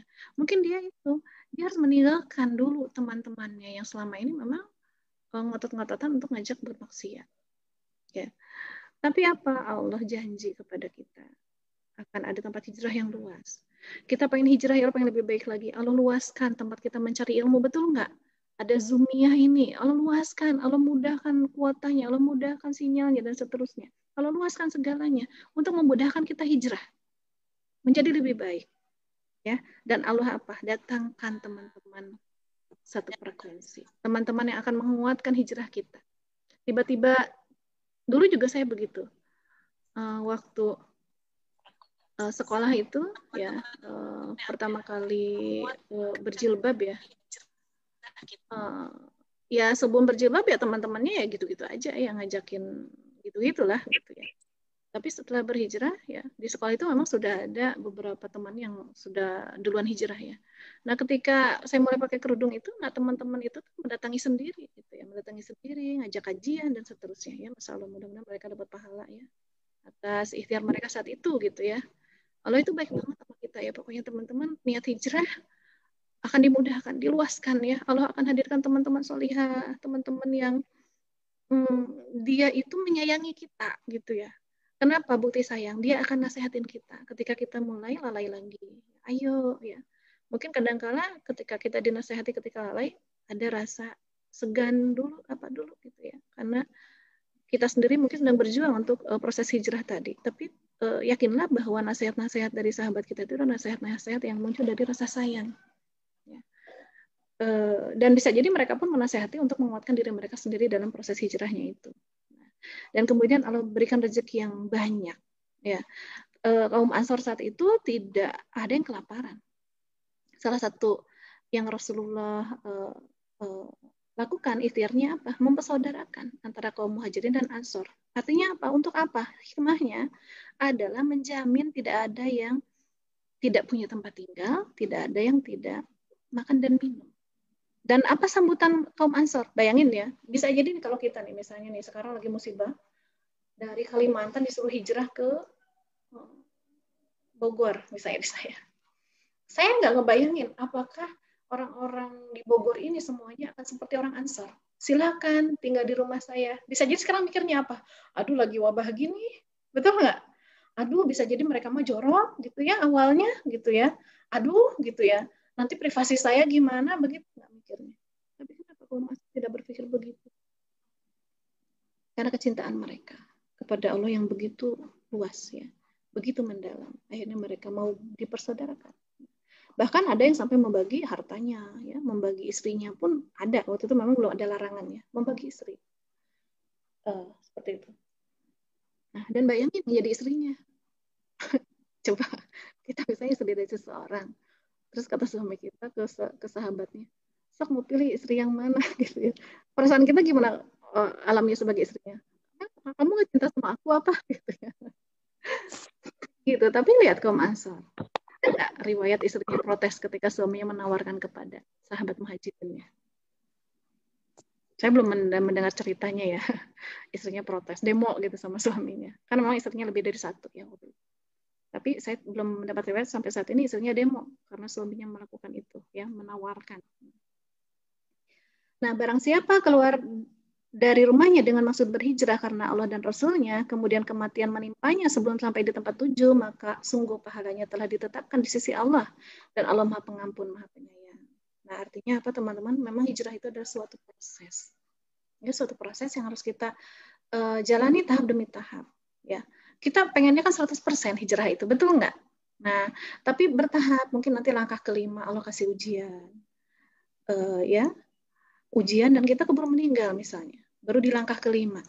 Nggak apa-apa. Itu insya Allah sungguh. Allah bilang sungguh. Ya, padahal Allah nggak usah bilang sungguh juga. Masa sih omongan Allah itu bohong? Ya, tapi di sini Allah begitu menguatkan. Ya, pahala telah ditetapkan di sisi Allah. Dan Allah Maha Pengampun, Maha Penyayang. Diampuni walaupun hijrahnya belum 100%. Ya, nah, makanya ketika berhijrah, mungkin dalam hatinya masih ada keraguan akan pertolongan Allah. Ya, atau mungkin niat hijrahnya belum total sepenuhnya karena Allah, bisa jadi di pertengahan hijrah balik lagi. Betul nggak? Balik lagi. Ikhtiar menguatkan diri dalam proses hijrahnya juga mungkin kurang, sehingga dia balik lagi. Dia nggak tahan ditinggalkan teman-temannya. Dia nggak tahan meninggalkan hartanya yang susah-susah selama ini ya dibangun dengan cara riba. Atau banyak loh. Yang lebih berat itu apa? Meninggalkan gaya hidup itu yang berat bagi orang yang berhijrah dari riba. Ya, terbiasa mungkin ya pedicure, manicure, apalagi terbiasa apalah gitu ya. Terbiasa yang semuanya serba nasi yang paling pulen ya, apa yang paling ini tiba-tiba harus hijrah yang rumahnya tadinya luas, tiba-tiba harus kontrak 1 kali 1 meter misalnya. Itu yang berat itu kadang itu ya.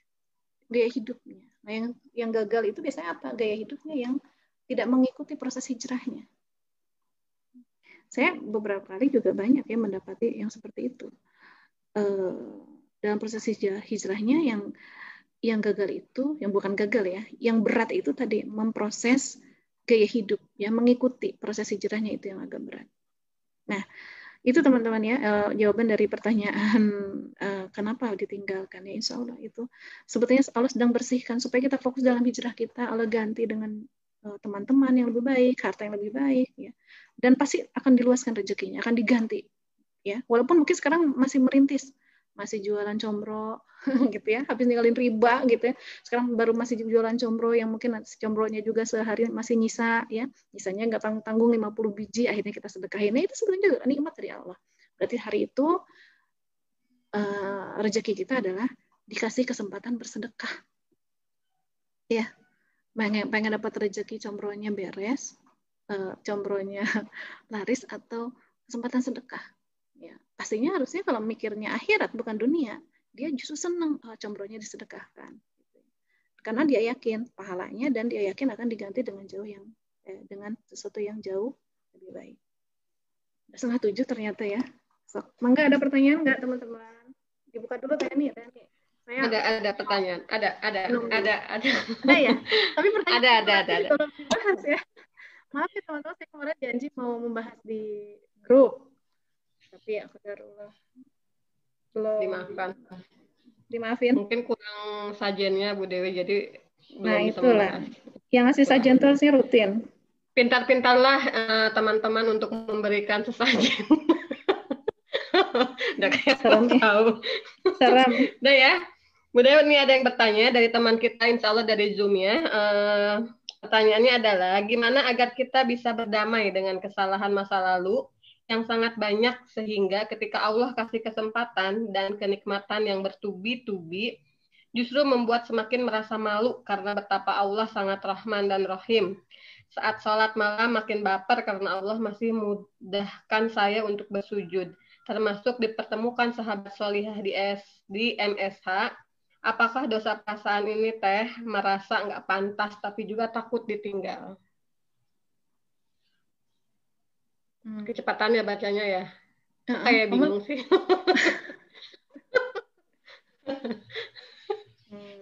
Ya. Tar. Gimana ya? Nah, ini nih. Atau ayatnya saya selesaiin dulu deh ya. Karena itu pertanyaannya ada juga mirip pertanyaan dengan ada pertanyaan minggu kemarin. Ya.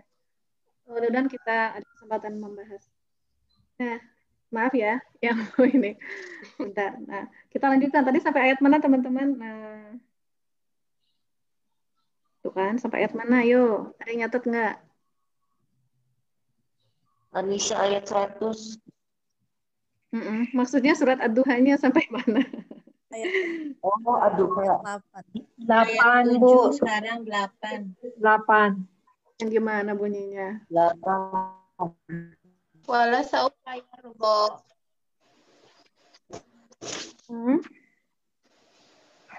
Wajadaka ilang Kepada itu bukan? Ya, wa wajadaka ilang fa'agna. Nah, jadi Allah memberikan kecukupan. Nah, teman-teman, dikuatkan ya dalam sebuah hadis sahih riwayat Bukhari dan Muslim ya, dari Abu Hurairah radhiyallahu an, ia mengatakan bahwa Rasulullah SAW bersabda, laisa ghina ya, tidaklah kekayaan itu an kasrotil walakinnal ghina ya, akan tetapi kekayaan itu ghinan nafs ya, adalah kekayaan hati. Nah, jadi kecukupan yang Allah maksud itu adalah kecukupan di hati, bukan cukup. Wah, enak banget ya yang hijrah itu dikasih kecukupan ya, cukup buat beli mobil, cukup beli apa bukan ya, tapi kekayaan bukan itu ya, Tenur ya. Coba Tenur yang mana? Maksudnya lu suka di muka apa di depan halaman depan aja, kenapa ya? Saya pengen lihat wajahnya Queen. Kangen ya, Bu. Kangen ya, Bu. Nggak tahu nih. Oh iya, kangen banget. Lanjut ya. Nah, satu lagi hadis Muslim juga ya. Dari Abdullah bin Amr, ia mengatakan bahwa Rasulullah SAW bersabda, "Qad aflaha," ya, sungguh beruntung, man aslama, ya, orang yang masuk Islam, waruziqo, lalu diberi kecukupan rizki, kafafan, ya, kecukupan rizki, wa qanna'ahullahu biha atahu, ya, dan Allah menjadikan dirinya merasa qanaah, puas dengan rezeki yang diberikan olehnya itu tadi. Ya. Jadi beruntung orang yang masuk Islam, ya, kita kan udah masuk Islam ya sejak kecil insya Allah, ya. Ada juga mungkin yang mu'alaf. Nah, lalu diberikan kecukupan rezeki dan dengan rezekinya itu dia merasa puas. Dikatakan orang beruntung. Teman-teman, kalau udah Allah bilang untung rugi, berarti apa? Allah bilang surga dan neraka. Berarti orang yang seperti ini ya, dikasih Allah rezeki dan dia itu qanaah, maka Allah janjikan surga. Nah, jadi ini ayat motivasi juga ya, wajadaka ailan fa'agna ya, dan dia mendapatimu sebagai seorang kekurangan lalu dia memberikan kecukupan. Nah, kemudian Allah berfirman, wa ammal yatima fala takhar ya. Maka terhadap anak yatim janganlah engkau berlaku sewenang-wenang. Nah, ini ada dua versi dalam tafsir ini ya. Jadi ketika Allah menyampaikan tadi ya, apa yang sudah Allah lakukan kepada kita, apa pertolongan Allah kepada kita, dulu kamu begini, sekarang begini, dulu kamu begitu, sekarang begini ya, karena aku yang menolongmu gitu, aku nggak pernah ninggalin kamu kok, kamu ya aja yang suka ninggalin aku gitu ya bahasanya ya. Nah terus di ayat berikutnya wa ammal yatima fala taqhar. Nah di versi pertama dalam tafsirnya itu ini adalah ketika kita sudah menyadari begitu banyak nikmat Allah tadi yang Allah sebutkan satu persatu ya. Nah, bersyukur. Cara bersyukurnya apa? Cara bersyukurnya adalah muliakan anak yatim. Jangan berlaku sewenang-wenang kepada mereka. Itu tafsir versi pertama. Tapi ada juga yang menguatkan tafsir ini adalah dikaitkan dengan masalah yang sedang kita hadapi, maka lihatlah orang-orang yang lebih bawah dari kita. Gitu ya. Lihat kondisi anak-anak yatim di luar sana. Kita akan dapati ya, mereka itu jauh-jauh mungkin lebih susah hidupnya. Lebih harus dikasihani dibandingkan kita. Nah, itu versi tafsir yang satunya gitu. Jadi tafsir yang satu mengatakan ini adalah cara kita bersyukur atas nikmat yang Allah berikan, yaitu memelihara anak yatim. tafsir versi kedua ini adalah cara kita untuk supaya kita tidak terlalu terpuruk dengan masalah kita, yaitu apa? Lihat orang-orang yang secara duniawi, urusan dunia jauh lebih bawah dibandingkan kita. Ya. Qatadah berkata, jadilah dirimu bagi anak yatim seperti seorang ayah yang penyayang. Ya. Nah, kemudian apa? Wa ammasaila fala tanhar. Dan terhadap orang yang meminta, ya. Adapun terhadap orang yang as-sa'ila yang meminta, fala tanhar, jangan menghardik. Ya. Meminta menghardik, udah nggak dikasih dihardik ya, nggak dibentak. Nah, jadi ini juga dua maknanya tadi. Ya berarti cara kita mensyukuri nikmat rezeki yang Allah berikan, maka berikanlah kepada orang-orang yang meminta. Bahkan jangan nunggu mereka minta, berikan, nggak usah dihardik, berikan rezeki yang Allah sudah dikasih itu. Sebagai bentuk syukur kita atas harta yang Allah berikan. Nah, tapi tafsir versi lain apa? Menyampaikan bahwa lihatlah orang-orang di luar sana, banyak yang jauh-jauh lebih miskin dari kita, gitu ya. Jauh lebih miskin. Teman-teman tahu di Suriah, ya, kayak apa, gitu ya. Bahkan di Palestina, mereka makan rumput. Ada nggak di sini yang makan rumput? Acung. Saya kira nggak ada. Ya. Nah, seperti itu. Jadi, ini adalah semua adalah ayat-ayat motivasi, ya, yang luar biasa untuk kita, teman-teman. Ayo atuh gitu ya. Banyak kok yang lebih sulit dari kamu, tapi mereka tetap bisa bertahan, gitu ya. Nah, jadi menghardik itu adalah jangan bertindak sewenang-wenang, jangan sombong, dan jangan berlaku buruk dan kasar terhadap kaum lemah dan hamba-hamba Allah. Ya, yakni ya Qatadah berkata, yakni perlakukanlah orang miskin dengan lembut dan penuh kasih sayang. Ya. Kopi, teh ini kopi. Saya izin minum dulu ya. Off dulu malu ketahuan minumannya. Nah, itu kelihatan minumannya kopi ukir tuh. Spesial. Iya. Ya, itu hanya gambar ya, teman-teman. Itu hoax. Nah, jadi saya juga cuma bisa lihatin gambarnya. Nah, lanjutlah ya. Wa amma bi ni'mati rabbika fahaddits. Maka terhadap nikmat Rabbmu hendaknya engkau nyatakan ya dengan bersyukur. Ya, sebutkan nikmat-nikmat Allah itu. Ya. Yakni ya sebagaimana engkau dulu adalah orang miskin yang kekurangan lalu Allah berikan kecukupan kepadamu. Maka sebutlah syukuri nikmat-nikmat Allah itu kepadamu. Ya.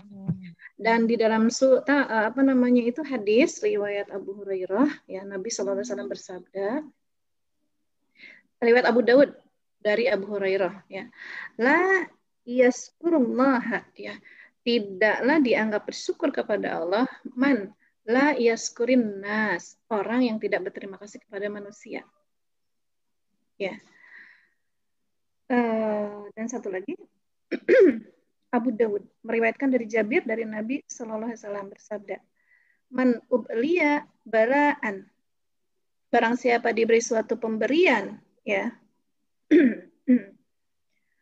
fazakarahu faqad syakarahu ya. Dan dia zakarahu membicarakannya, faqad maka sungguh-sungguh syakarahu ya, dia telah mensyukurinya ya. Jadi kalau diberi suatu pemberian lalu dia membicarakan pemberian tadi, membicarakan positif ya, itu termasuk mensyukurinya ya.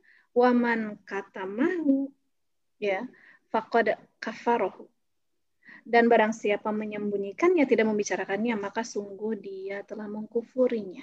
Itu pada manusia aja dicap seperti itu. Ya kan kalau orang dapat sesuatu ya, misalnya Teh Yani nih ngirim kopi pawon Teh Yani ke semua peserta kajian subuh misalnya ya. Amin. Terus kita diam aja. Itu tapi kan kalau kita senang ya, apalagi gratis gitu ya, ngirimnya maksudnya gratis ya, amin. Nah, amin atau ya pada diam aja. Amin. Ya. Iya, peserta maksudnya diam aja nih. Kamu berarti bos saya aja lah. Nah, terus menyebutkan itu menyebutkan itu tanda senang kan, tanda senang kalau menyebutkan. Iya, aku dapat loh dari saya. Nah, itu kan tanda senang biasanya. Ya. Maka itu termasuk mensyukurin. Bagaimana kepada Allah? Nah, termasuk bentuk syukur itu adalah dengan menyebutkan nikmat dari Allah. Maka teman-teman, adab dalam bersyukur kepada Allah, coba sebutin apa yang kita syukuri. Ya Allah, makasih sampai saat ini ya, dijaga dari mara bahaya ya, berjuta-juta kali dalam per detiknya Allah itu jaga kita dari semua bahaya. Allah jaga keluar hewan-hewan berbisa lainnya, kelabang, apa macam-macam ya. Oh, feedback ya. Nah, itu Allah jaga setiap detiknya. Nggak kena petir, nggak kena topan, nggak kena ada ya, kemarin tuh ada yang beberapa waktu lalu kena musibah apa? Kejatuhan batu besar. Karena ada pemboman apa tuh? Pembom ada apa? Yang bikin tambang pakai bom itu ya, di daerah mana tuh waktu itu? Batu besarnya ya segede-gede rumah, coba kejatuhan batu besar sebesar itu. Ya bisa aja kan kita juga kena musibah begitu. Nah, tapi Allah jaga dari semuanya. Itu baru satu sisi yang bisa kita syukuri. Nah, teman-teman coba sebutin. Allah senang ya kalau kita menyebutkan nikmatnya. Dan Allah janji akan ditambah nikmatnya. Dan kalau kita berkaca, ingat ya dari kisahnya Nabi Ayub, bahwa kenapa beliau itu bersyukur. Dia itu adalah Nabi yang paling pandai bersyukur ya. Nabi yang terkenal rasa syukurnya. Dalam keadaan apapun. Karena apa? Masih ingat? Karena beliau ingin ditambah nikmat imannya. Itu yang beliau inginkan. Ya, hartanya hilang, nggak masalah buat beliau. Apanya hilang, nggak masalah. Tapi beliau terus bersyukur karena beliau ketakutan. Yang hilang adalah imannya. Nah, bagaimana dengan kita? Apa yang kita takutkan selama ini? Apa yang hilang? Bisa jadi iman kita udah hilang selama ini ya. Tiap hari hilang ya. Nggak tahajud, cuek-cuek aja. Ini cuek-cuek aja. Nah, bisa jadi iman kita lagi hilang itu. Tapi kita mungkin tidak menyadari atau mungkin jarang memperhatikan itu. Sehingga nyantai-nyantai aja ya. Kita nangis pas apa? Pas maaf ya, ini saya nyepotin ini dulu, nggak betah. Kita nangis pas uang hilang, motor hilang, mobil hilang, sepatu hilang, ya. Apalagi yang hilang, kesehatan hilang, ya dan lain-lain. Tapi ketika iman hilang, banyak di antara manusia itu yang kurang memperhatikannya. Nah, teman-teman, itulah hari ini yang janji saya yang membahas satu surat yang begitu memotivasi Rasulullah ketika beliau dalam keadaan begitu sempit. Bayangin, awal-awal jadi nabi, ya banyak dihujat orang sana-sini, terus beliau merasa Allah meninggalkan beliau. Gimana rasanya? Ya, jangankan dihujat sama sana-sini, dicaci maki oleh begitu orang banyak. Teman-teman dikritik sama mertua aja gimana rasanya? Atau sama ipar, atau sama teman kerja. Cuma satu tuh yang ngeritik ya. Padahal cuma sekali-kalinya juga kritiknya, itu juga 10 tahun yang lalu, masih ingat nggak? Ya bagaimana yang dirasakan Rasulullah? Semuanya nggak suka sama beliau. Hampir semuanya. Cuma 1, 2, 3 yang tetap mencintai beliau. Ya, Masya Allah. Semoga Allah berikan kita taufik ya teman-teman atas apa yang kita bahas kali ini. Insya Allah, amin ya rabbal alamin. Nah, seperti janji saya akan bahas, karena masih ada kesempatan, membahas tentang pertanyaan yang minggu lalu terpending, yang sudah di-share ulang di grup ya pertanyaannya. Ada 5 pertanyaan. Jadi pertanyaan pertama sudah dijawab ya, yaitu tentang hijrah tadi. Pertanyaan kedua, ya, kalau kita menyinggung perasaan orang lain lewat chatting di grup dan minta maaf lewat chat langsung, kemudian dia bilang nggak apa-apa, apakah sudah cukup minta maafnya lewat chat dan harus bertemu dengan orangnya? Dilihat aja apakah setelah itu orangnya berubah apa enggak ya. Maksudnya, iya nggak apa-apa, tapi sejak itu dia nggak pernah mau nemuin kita lagi. Nah, berarti mungkin maaf kita belum cukup. Ya, menurut saya sih lihat saja. Tapi memang kalau mau pakai afdolnya ya langsung ketemu. Ya, bawa hadiah, bawa senyum yang paling manis ya. Kalau belum gosok gigi dulu. Ya, bajunya kalau belum cuci dulu. Nah, gitu. Pokoknya bawa hal-hal yang menyenangkan ya, dengan muka yang berseri-seri atau bahkan mungkin muka yang penuh merasa bersalah ya ketika meminta maafnya gitu. Kalau datang ya jangan cemberut ya, pokoknya gitulah, dengan cara yang sebaik-baiknya, sema'ruf-ma'rufnya, dan kalaupun memang ternyata dia masih mengganjal ya kita ikhtiarkan lagi, minta maaf lagi, dan minta maaf lagi. Karena kadang-kadang teman-teman ya secara teorinya, secara psikologis ya, apa namanya,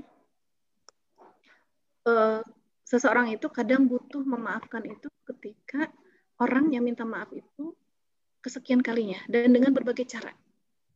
Ada kalanya ya ketika memang mungkin dirasa kesalahan orang itu begitu besar, kadang-kala memang butuh waktu dan butuh mendengar kata maaf itu berulang-ulang. Nah, jadi bagi kita sebagai pelaku yang telah menyakiti, maka upayakan ya, berulang-ulang berkali-kali dengan cara yang berbeda-beda kita minta maaf. Ya. Tidak, yang penting kan orang udah minta maaf, enggak ya. Sampai silaturahmi itu terjalin lagi seperti sedia kala, sampai tidak ada ganjalan lagi. Nah, kita berharap seperti itu ya. Nah, itu mungkin ya yang bisa saya sampaikan. Saya anggap aja puas ya yang bertanya itu karena masih ada antrian pertanyaan. Kalau nggak puas juga alhamdulillah nanti bisa belajar lagi, ya, mencari jawaban kira-kira yang afdol bagaimana. Tapi memang bagusnya afdolnya ketemu. Kenapa? Karena ketemu itu kita melihat bahasa tubuh ya. Kalau bahasa WA itu kan bahasa tanpa rasa ya. Dan rasanya adalah sangat tergantung orang yang membacanya ya. Kalau orang yang membacanya lagi marah, maka WA kita itu dibacanya dengan nada marah. Jadi dia nganggap kita lagi marah. Atau bisa sebaliknya, kita lagi marah karena dia lagi happy, dia ngerasa kita lagi bercanda ya, atau lagi nggak marah, lah kan jadi nggak nyambung. Jadi ternyambung ya. Gitu ya, Yani, temui saya kalau berani. Lewat belakang ya pintunya. Samping. Nah, pertanyaan ketiga, terkait emosi negatif yang tadi yang dijelaskan, bagaimana menghilangkan emosi negatif tersebut. Insya Allah sudah memaafkan, tapi emosi tidak kenyamanan dan tidak enak atas sikap orang tersebut masih terasa. Tadi pertanyaannya mirip ini bukan? Yani? Tadi pertanyaan nggak nyimak, lagi ngeliat di Facebook. Gantian nih, balas. Terkait emosi negatif, bagaimana menghilangkannya begitu? Iya, ya. Sama. Iya, kalau begitu. tadi Sama. kasusnya apa kalau tadi? Ntar aku lihat lagi ya. Kasusnya namanya siapa tadi? Nah. Berdamai dengan kesalahan yang masa lalu. Kesalahannya kesalahan siapa? Sendiri atau orang lain? Sendiri. Oh ya, dua ya. Sendiri. Nah, jadi itulah ya hikmah pertama ya, apa pesan cintanya? Ya, manusia itu lemah, pasti bikin salah, entah orang lain ke kita atau kita yang melakukan kesalahan itu kepada diri kita atau kepada orang lain. Nah, teman-teman, minggu kemarin saya menyampaikan ya, memaafkan itu mungkin mudah ya, tapi yang sulit itu menghilangkan emosi ya. Emosi yang hadir ketika kejadian itu terjadi, itu yang jadi PR. Nah, terus gimana cara ngilanginnya? Cara ngilanginnya ya banyak cara. Tergantung kasus, tergantung orang ya. Banyak cara. Kalau berkaca dari sahabat gimana? Menghilangkannya adalah dengan membicarakan. Sahabat itu kalau udah nggak suka, pilihannya dua. Maafin, ya udah benar-benar maafin ya. Maksudnya udah juga ngilangin rasanya, udah ikhlas aja lah gitu. Dan nyaman lagi, silaturahmi lagi dengan orang tersebut. Tapi kalau itu nggak cukup, disampaikan, dibicarakan, diobrolin. Ya, di-clearkan. Ya, kalau bahasa kita, clearkan. Kalau belum hilang juga bagaimana? Obat hati itu ada 5. Ya, Iman, Al-Quran, apa lagu-lagunya ya? Nah, ingat ya lagunya. Nah, terutama teman-teman, saya sering menyampaikan juga ya di forum, bahwa obat hati yang paling indah itu, yang paling mudah, yang paling Masya Allah gitu ya, adalah dengan membaca Al-Quran. Ya. Al-Quran itu ya, selain memang yang utama itu harus diterapkan ya, karena menjadi cahaya itu ketika diterapkan Al-Quran itu. Kalau Al-Quran cuma dibaca, nggak diterapkan, nggak jadi cahaya, karena dia petunjuk hidup. Ya. Nah, jadi kalau hidup ada masalah apa tidak pakai Al-Quran, pasti hidupnya tambah kacau lagi, ya kayak di Indonesia. Nggak pakai petunjuk dari Allah ya, menjalankan pemerintahannya, mengatur rakyat, maka yang terjadi hutang tambah banyak ya, masalah di mana-mana, masalah ekonomi, masalah kesehatan, masalah pendidikan, masalah keamanan, masalah apa aja semuanya masalah gitu ya. Lagi wabah begini juga masalah ya, apa? Bayangkan untuk bantuan sosial aja bagi para yang terkena wabah, harus calon penerima bantuan itu harus apa? Harus mendaftarkan diri dulu. Ya, didata dulu. Dia harus menyerahkan kartu keluarga dan KTP, nomornya berapa. Bayangin, emang ada orang kebanjiran nyelamatin KTP sama kartu keluarga. Kena gempa, Nah, coba. Ya Allah, padahal itu survei juga mendata juga butuh berapa lama orangnya keburu. Nggak ada kali nyawanya gitu ya. Nah, itu teman-teman ya. Kok jadi ke situ ya, insya Allah itu nyambung ya. Nah, intinya dibicarakan, dikelirkan. Ya, yaitu tapi dengan Al-Quran. Al-Quran itu diterapkan. Nah, kemudian salah satu yang Allah berikan keberkahan dari Quran itu adalah apa? Ketika membacanya, hati akan menjadi lebih tenang. Itu akan membersihkan hati kita. Ya. Makanya Al-Quran itu supaya berefek ke diri kita, ke jiwa kita, niatkan ketika membaca Quran harus diniatkan untuk membersihkan hati, ya, meruqyah hati. Boleh juga diniatkan untuk meruqyah fisik. Jadi ruqyah itu jangan mikir gangguan jin doang ya, ibu-ibu ya, teman-teman. Terutama untuk meruqyah hati. Dan waktu yang terbaik itu kapan? Kapan saja ya. Itu waktunya baik. Tapi ada waktu yang terbaik itu apa? Ketika tadi sinyalnya makin kuat dengan Allah, yaitu di 2/3 malam. Jadi teman-teman bisa tuh ya pas meruqyah hati fokus ya Allah, saya ingin sekali membersihkan hati ya, semoga dengan bacaan Quran ini hati saya makin bersih ya, ganjalan sama saudara saya itu nih, ganjalan saya sama Tayani itu, saya nunggu-nunggu dikirim-kirim pawonnya, nggak dikirim-kirim juga itu ganjil, dia cuma bisa pamer aja ya Allah di sosial media misalnya ya gitu. Hilang ya Allah ganjalan itu gitu misalnya. Nah, niatin begitu, lalu baca ayat Quran tadi. Boleh di depannya itu ada air minum, nanti air gelas ya, atau botol dibuka ya, biar kita ada kajian ilmiahnya juga kan ya, ketika air itu dibacakan ayat-ayat Quran itu luar biasa efeknya. Bahkan hampir setara, dikatakan setara malah ya, ada yang mengatakan setara dengan air zam-zam, air yang dibacakan ayat-ayat Quran. Nah, kemudian bisa diminumkan, dipakai mandi gitu ya, itu boleh. Nah, itu teman-teman. Kalau belum mempan juga apa? Banyak metode ya. Kalau secara psikologis, orang-orang psikologis juga banyak, orang-orang psikologi banyak menemukan metode-metode untuk menghilangkan itu. Ya. Misalnya, ya ini sebetulnya dibahas di self healing ya. Kapan ngadain Tani? Nur, kapan? Kan nunggu konfirmasi. Oh iya. Ya udah kita sering menunggu aja kalau gitu ya. Biarkan Allah yang menentukan kapan waktu terbaiknya. Nah. Ada metode misalnya yang mana saya nge-share-nya di mana ya? Di Kafah 7 atau Kafah 8 nih? Yang atau di mana ya? Saya lupa nge-share di mana. Kalau lagi marah, oh bukan di sini ya, bukan. Kalau lagi marah ada satu metode tuh. Dan saya mempraktekannya itu alhamdulillah gitu ya. Cepat. Misalnya teman-teman lagi sedih nih, emosinya lagi tinggi, sedih atau lagi marah. Ada satu metode yang ditemukan ya dengan metode menarik nafas. Tarik nafasnya ya, tarik nafasnya dari hidung. Coba praktek. Ini ada yang lagi kesel nggak ya? Praktekin dari hidung. Jangan cepat-cepat ya, pelan-pelan supaya masuk ke paru-parunya, memenuhi paru-paru ya. Begitu banyak. Tarik nafas, tahan dulu 3 detik. 3 detik aja, jangan tahan seterusnya. Nanti pingsan. Nah, setelah itu keluarkan dari mulut dengan dihentakkan. Ya. Nah, gitu. Ya, dihentakkan begitu. Sambil dibayangkan sedihnya keluar dari mulut.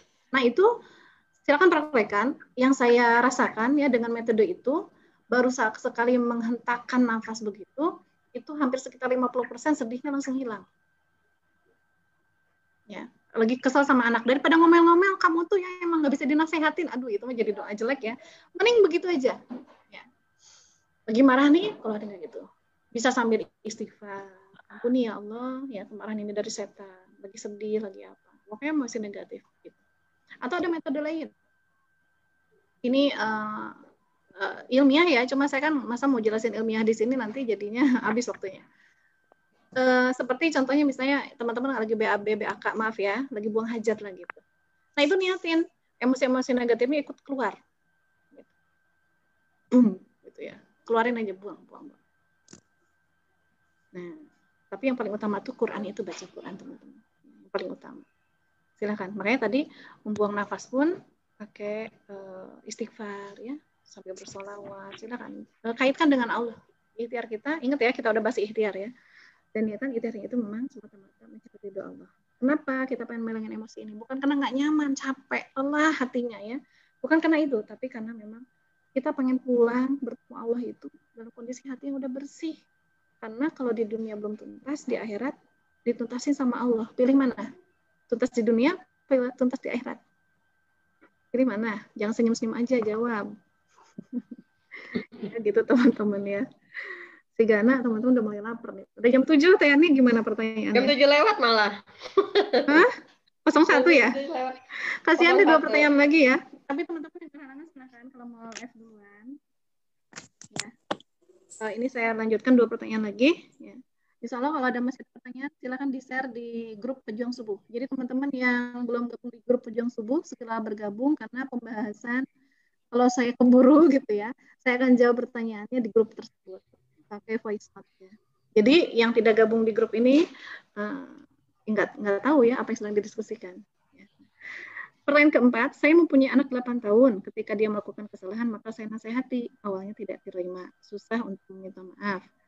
Dan waktu itu coba saya nasihati dengan sentuh hatinya, akhirnya mau meminta maaf. Dan saya pun memaafkan. Namun di kemudian hari terulang lagi kesalahan yang sama. Bagaimana ya menyikapinya? Teman-teman, ini mungkin sedikit banyak nanti terbahas di acara Jumat depan ya, Teni ya? Udah di-share ya, agendanya ya. Tentang udah di-share. Ayah bundaku terapisku. Nah, insya Allah nanti akan terbahas ya hal-hal seperti ini. Tapi yang jelas intinya, kesalahannya itu apa? Anaknya usia berapa? Ya, anaknya usia berapa, kesalahannya apa? Karena kadang-kadang kesalahannya itu ya kalau anaknya belum balik, ya itu bukan kesalahan. Kesalahannya berarti kesalahan kita kalau belum balik. Kalau sudah balik, ya belum tentu kesalahan anak juga. Ya kita sebelum balik udah proses dia sangat baik belum. Nah, karena kadang-kala bagi orang tua tertentu ya, karena saya kan nggak tahu kasusnya ya, tapi ada tipe orang tua yang memang salah naruh sendal aja, itu kesalahan besar. Dan anaknya harus minta maaf, ada yang begitu. Gara-gara salah naruh sendal. Nah, makanya ini kesalahan apa gitu. Dan terutama kita sebagai orang tua berusaha menjadi orang tua yang tawadu ya. Orang tua yang tawadu itu yang bagaimana? Yang dia mudah memaafkan dan justru orang tua yang minta maaf. Karena gimana pun anak itu sebetulnya nggak ada salahnya. Sebetulnya ya yang salah itu kita. Mungkin belum optimal mendidiknya, mungkin kita mengarahkannya belum ini ya, atau mungkin kita belum menguatkan imannya dengan baik ya. Kalau kesalahannya berupa maksiat ya, sejauh mana kita sudah menanamkan iman kepada dia. Udah kok sekolahnya di pesantren, sekolah Islam terpadu misalnya dan seterusnya. Ya, berarti kan itu mah bukan kita yang melakukan. Ya, tapi gurunya. Sedangkan guru itu kan global aja ya menasehatinya. Sedangkan yang utama itu adalah mendidik adalah kita sebagai orang tua. Nah, jadi ini dilihat ya apa kasusnya, bagaimana ya keadaannya, dalam hal apa dia melakukan kesalahan. Tapi yang jelas teman-teman, kalau misalnya kesalahannya dia mencuri ya, atau dia berbohong, nah itu nanti insya Allah terbahas ya di hari Jumat. Kenapa dia mencuri? Kenapa dia berbohong? Itu salah orang tua kok, ya. Karena bukan saya tidak menghargai usaha yang dilakukan orang tua ya. Kalimat saya bahwa semua itu adalah kesalahan orang tua itu adalah berdasarkan hadis ya. Kita udah hafal banget hadisnya. Apa? Ya, seorang anak itu lahir secara fitrah. Maka orang tuanya lah yang menjadikan dia itu Yahudi, Nasrani, Majusi, kecanduan game, kecanduan narkoba, kecanduan rokok, susah bangun, suka tantrum, suka jajan, dan lain-lain. Ya, itu kan maksud dari hadis itu seperti itu. Orang tuanya yang menjadikan anak begitu. Jadi bukan berarti saya tidak berdasar. Nah nanti insya Allah mudah-mudahan di hari Jumat nanti ditemukan kesalahan orang tua itu di mana. Padahal kurang apa tuh saya, gitu ya. Nah seperti itu. Satu lagi ya. Saya dari kecil diberi sakit telinga kiri di belakang benjolan dan sampai sekarang saya masih masalah dengan telinga karena dua-duanya jadi kurang pendengaran walaupun dari kecil ya. Nah teman-teman, Sekarang saya ngeluh kalau ngobrol pendengaran saya terganggu. Kalau dulu saya minder dengan sakit telinga. Sekarang pas saya hijrah, alhamdulillah bisa menerima bahwa semua ini kehendak Allah. Mudah-mudahan jadi penggugur dosa saya. Yang pengen saya tanyakan, apakah saya harus operasi lagi telinga kanan? Karena pendengaran telinga kanan juga semakin berkurang. Saya pernah dengar ceramah Ustazah Dewi tentang Nabi Musa yang sakit gigi. Alhamdulillah saya sudah praktekkan, kalau sakit nggak pernah ke dokter. Ya, punten ini kayaknya salah paham juga ya. Bukan berarti kisah Nabi Musa itu nggak boleh ke dokter. Tapi apa, kesalahan Nabi Musa saat itu adalah ketika dia sakitnya terulang, yang langsung dia ingat itu obatnya, bukan Allah dulu. Jadi silakan berobat, tapi yang diingat Allah dulu. Minta izin dulu sama Allah, ya Allah saya minta izin mau minum obat ini. Izinkan obatnya berkhasiat. Ya Allah saya minta izin mau ke dokter. Temani saya, Allah carikan dokter terbaik. Izinkan saya sembuh lewat tangan dokter ini gitu. Jadi minta izin. Jadi Allah dulu ya, gantungkan hati kita tuh tetap Allah, bukan obatnya, bukan dokternya, bukan ikhtiarnya. Maksudnya begitu. Tapi alhamdulillah ya kalau misalnya ternyata tidak berobat pun sembuh ya. Itu subhanallah, keyakinan sama Allahnya berarti luar biasa. Saya semakin meluruskan bahwa bukan berarti tidak boleh berobat ya. Dengan riwayat kisah Nabi Musa tadi. Nah, terkait sakit telinga, jadi teman-teman kalau saya ulangi ya bahwa secara psikologis ya dari feeling yang saya sampaikan adalah bahwa kalau anak usia 0 sampai 7 tahun sakit, itu ada kemungkinan terpapar emosi orang tuanya. Mungkin entah sedang di kandungan ataupun ketika masa pengasuhan ya, masa menyusui sampai usia 7 tahun. Nah, jadi kalau orang tuanya menyimpan emosi-emosi negatif, maka kemungkinan besar anak itu akan terpapar emosi tersebut. Ya. Karena emosi negatif itu akan bikin trauma kepada anak. Ya bayi itu kan merasakan, janin pun merasakan. Jadi kalau ibunya baperan pas hamil, nah kemungkinan anaknya juga jadi baperan. Atau mungkin ada cacat fisik gitu ya. Karena apa? Emosi negatif itu akan menyumbat energi tubuh. Nah, teman-teman jadi ini yang kadang terlupakan ya. Banyak orang kalau sakit, dia kadang kebingungan. Kenapa ya saya sakit itu? Ya. Saya herbal tiap hari, ya bahkan 10 macam herbal. Tapi kok sakit-sakitan terus gitu ya. Oh, kata dokter, ini daya tahan tubuhnya rendah.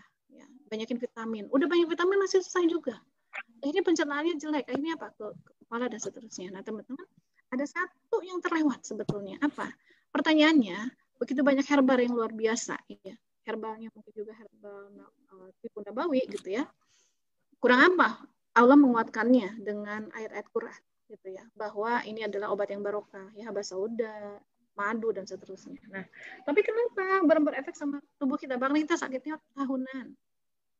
Udah berapa juta herbal uang yang kita keluarkan untuk beli herbal. Nah, yang terlupa apa? Pertanyaannya, kenapa tidak berefek? Berarti ya kemungkinan besar ya, alat-alat tubuh yang harusnya mencerna obat-obat tadi mendistribusikan ke tubuh kita, alat-alatnya bekerjanya tidak baik. Ya kayak Magicom. Kalau udah rusak jadi nasi nggak berasnya? Nggak ya, ada Bu Mardiah nih. Teddy, sehat Teddy. Ya mungkin tadi pernah ngerasain gitu ya. Pernah ngerasain Magicomnya rusak, nggak jadi beras tuh.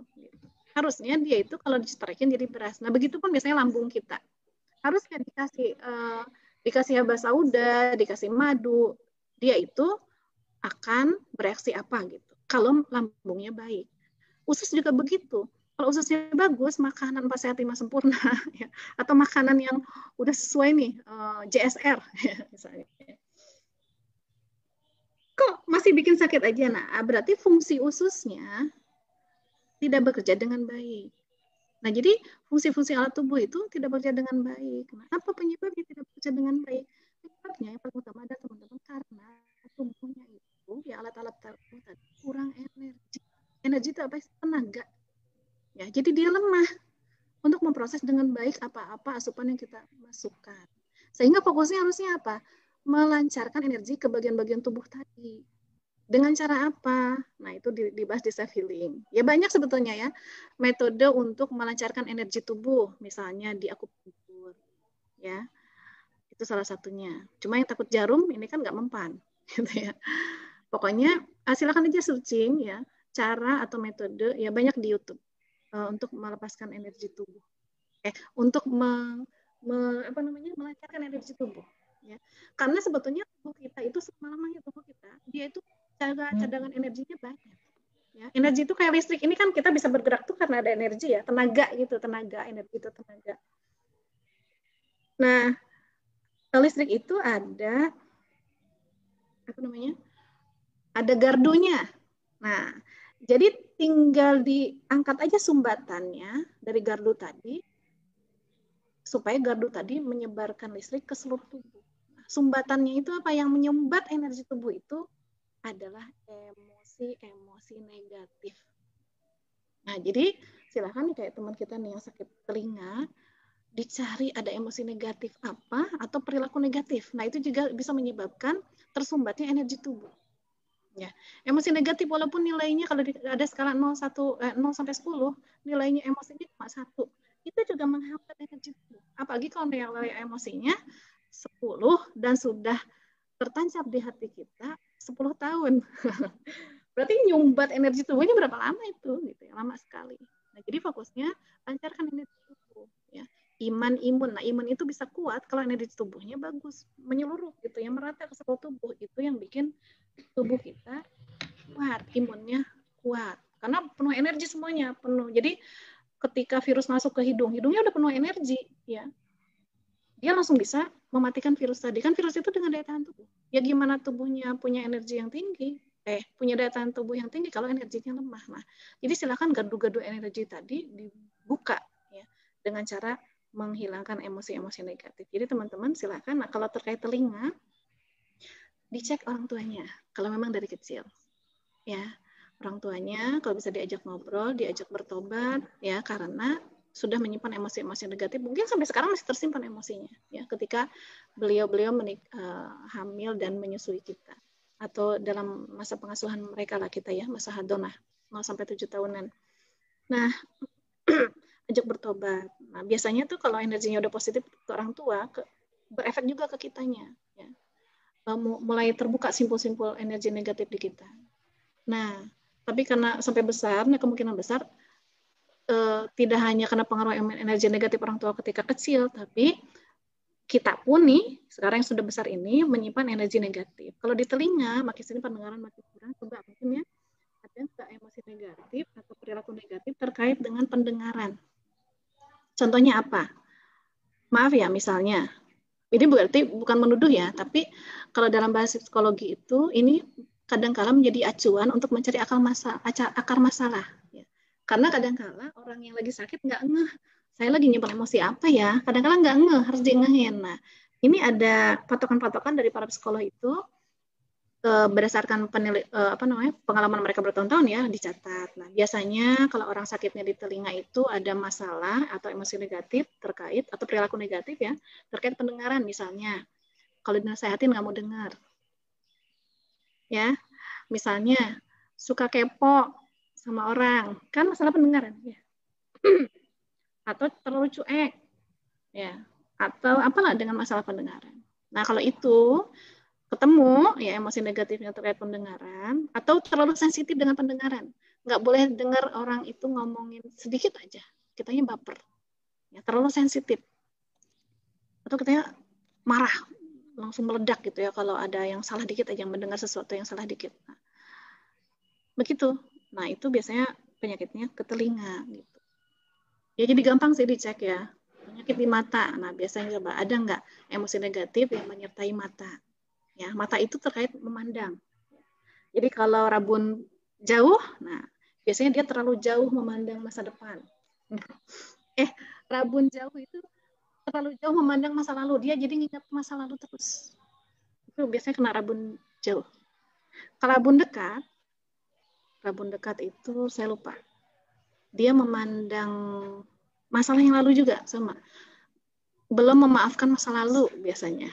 Biasanya lah ya, tapi saya nggak nuduh nih. Karena kan kemungkinan tiap orang berbeda. Kayaknya saya yang ini nggak, Bu. Nah, itu kan nanti bisa digali lagi emosi apa. Harus ketemu emosinya. Karena biasanya memang tersimpan di alam bawah sadar. Nah, jadi kalau udah ketemu, tobat, kita fokus memperbaiki emosi tadi, melepaskan emosinya, gitu ya. Dengan berbagai metode, banyak metode. Terutama baca Al-Quran.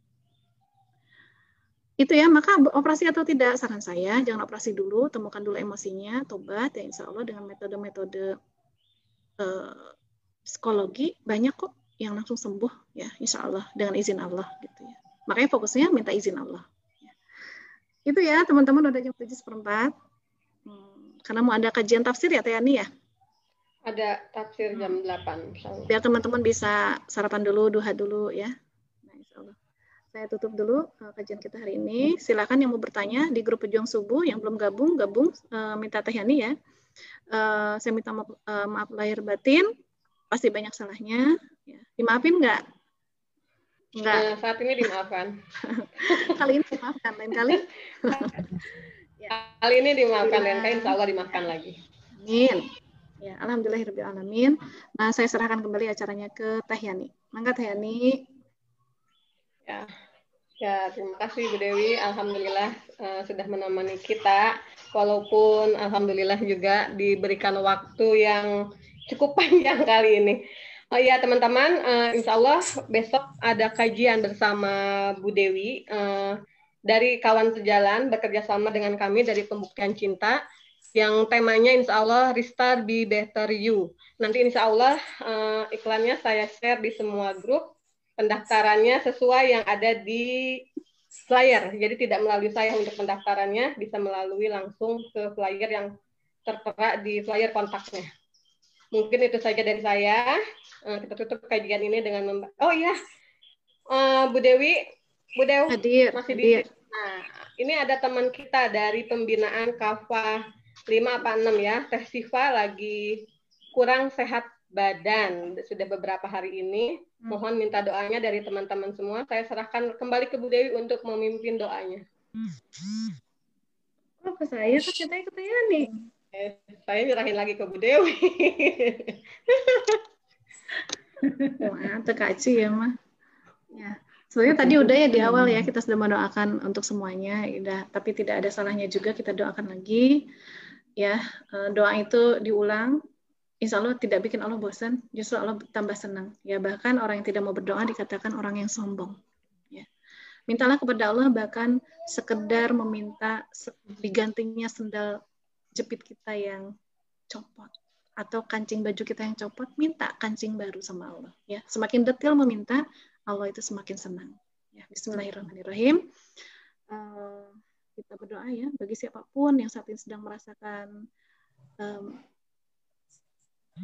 sesuatu yang dianggap negatif, ya entah kesehatan ataupun hal lainnya, ya, ataupun mungkin sedang ditinggalkan, baru ditinggalkan ya oleh orang-orang yang disayanginya, ya, meninggal dunia, kita doakan, ya, dan termasuk yang meninggal pun, ya insya Allah termasuk dalam doa kita ini, ya, doa yang paling mudah, paling gampang, yang bisa kita lakukan, dan insya Allah ini barokah adalah dengan membaca Al-Fatihah, ya, bi barakatil Al-Fatihah, auzubillahi minasyaitonirrajim, bismillahirrahmanirrahim, alhamdulillahirrahmanirrahim, maliki yaumiddin. Iyyaka na'budu wa iyyaka nasta'in ihdinas siratal mustaqim siratal ladzina an'amta 'alaihim ghairil maghdubi 'alaihim waladdallin. Amin ya Allah. Ya. Udah Teh Yani? Ya, alhamdulillah. Terima kasih Bu Dewi dan untuk Teh Siva. Semoga cepat kembali sehat ya Teh Siva. Baik teman-teman, kita tutup kajian ini dengan membaca hamdalah, istighfar dan doa penutup majelis.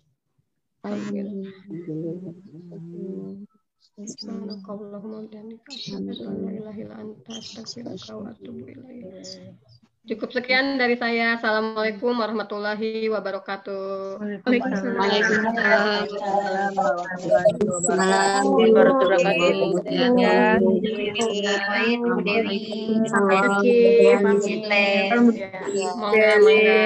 Ini lagunya mana? Mohon pamit. Lagunya susah nyarinya. Salam. Nanti siapin lagunya. Itu yang ditunggu lagunya. Wayaki teman-teman. Anda lagi nungguin. Teksnya ya, jangan lupa. Belum live, masih nunggu. Baiknya. Udah, ditutup aja.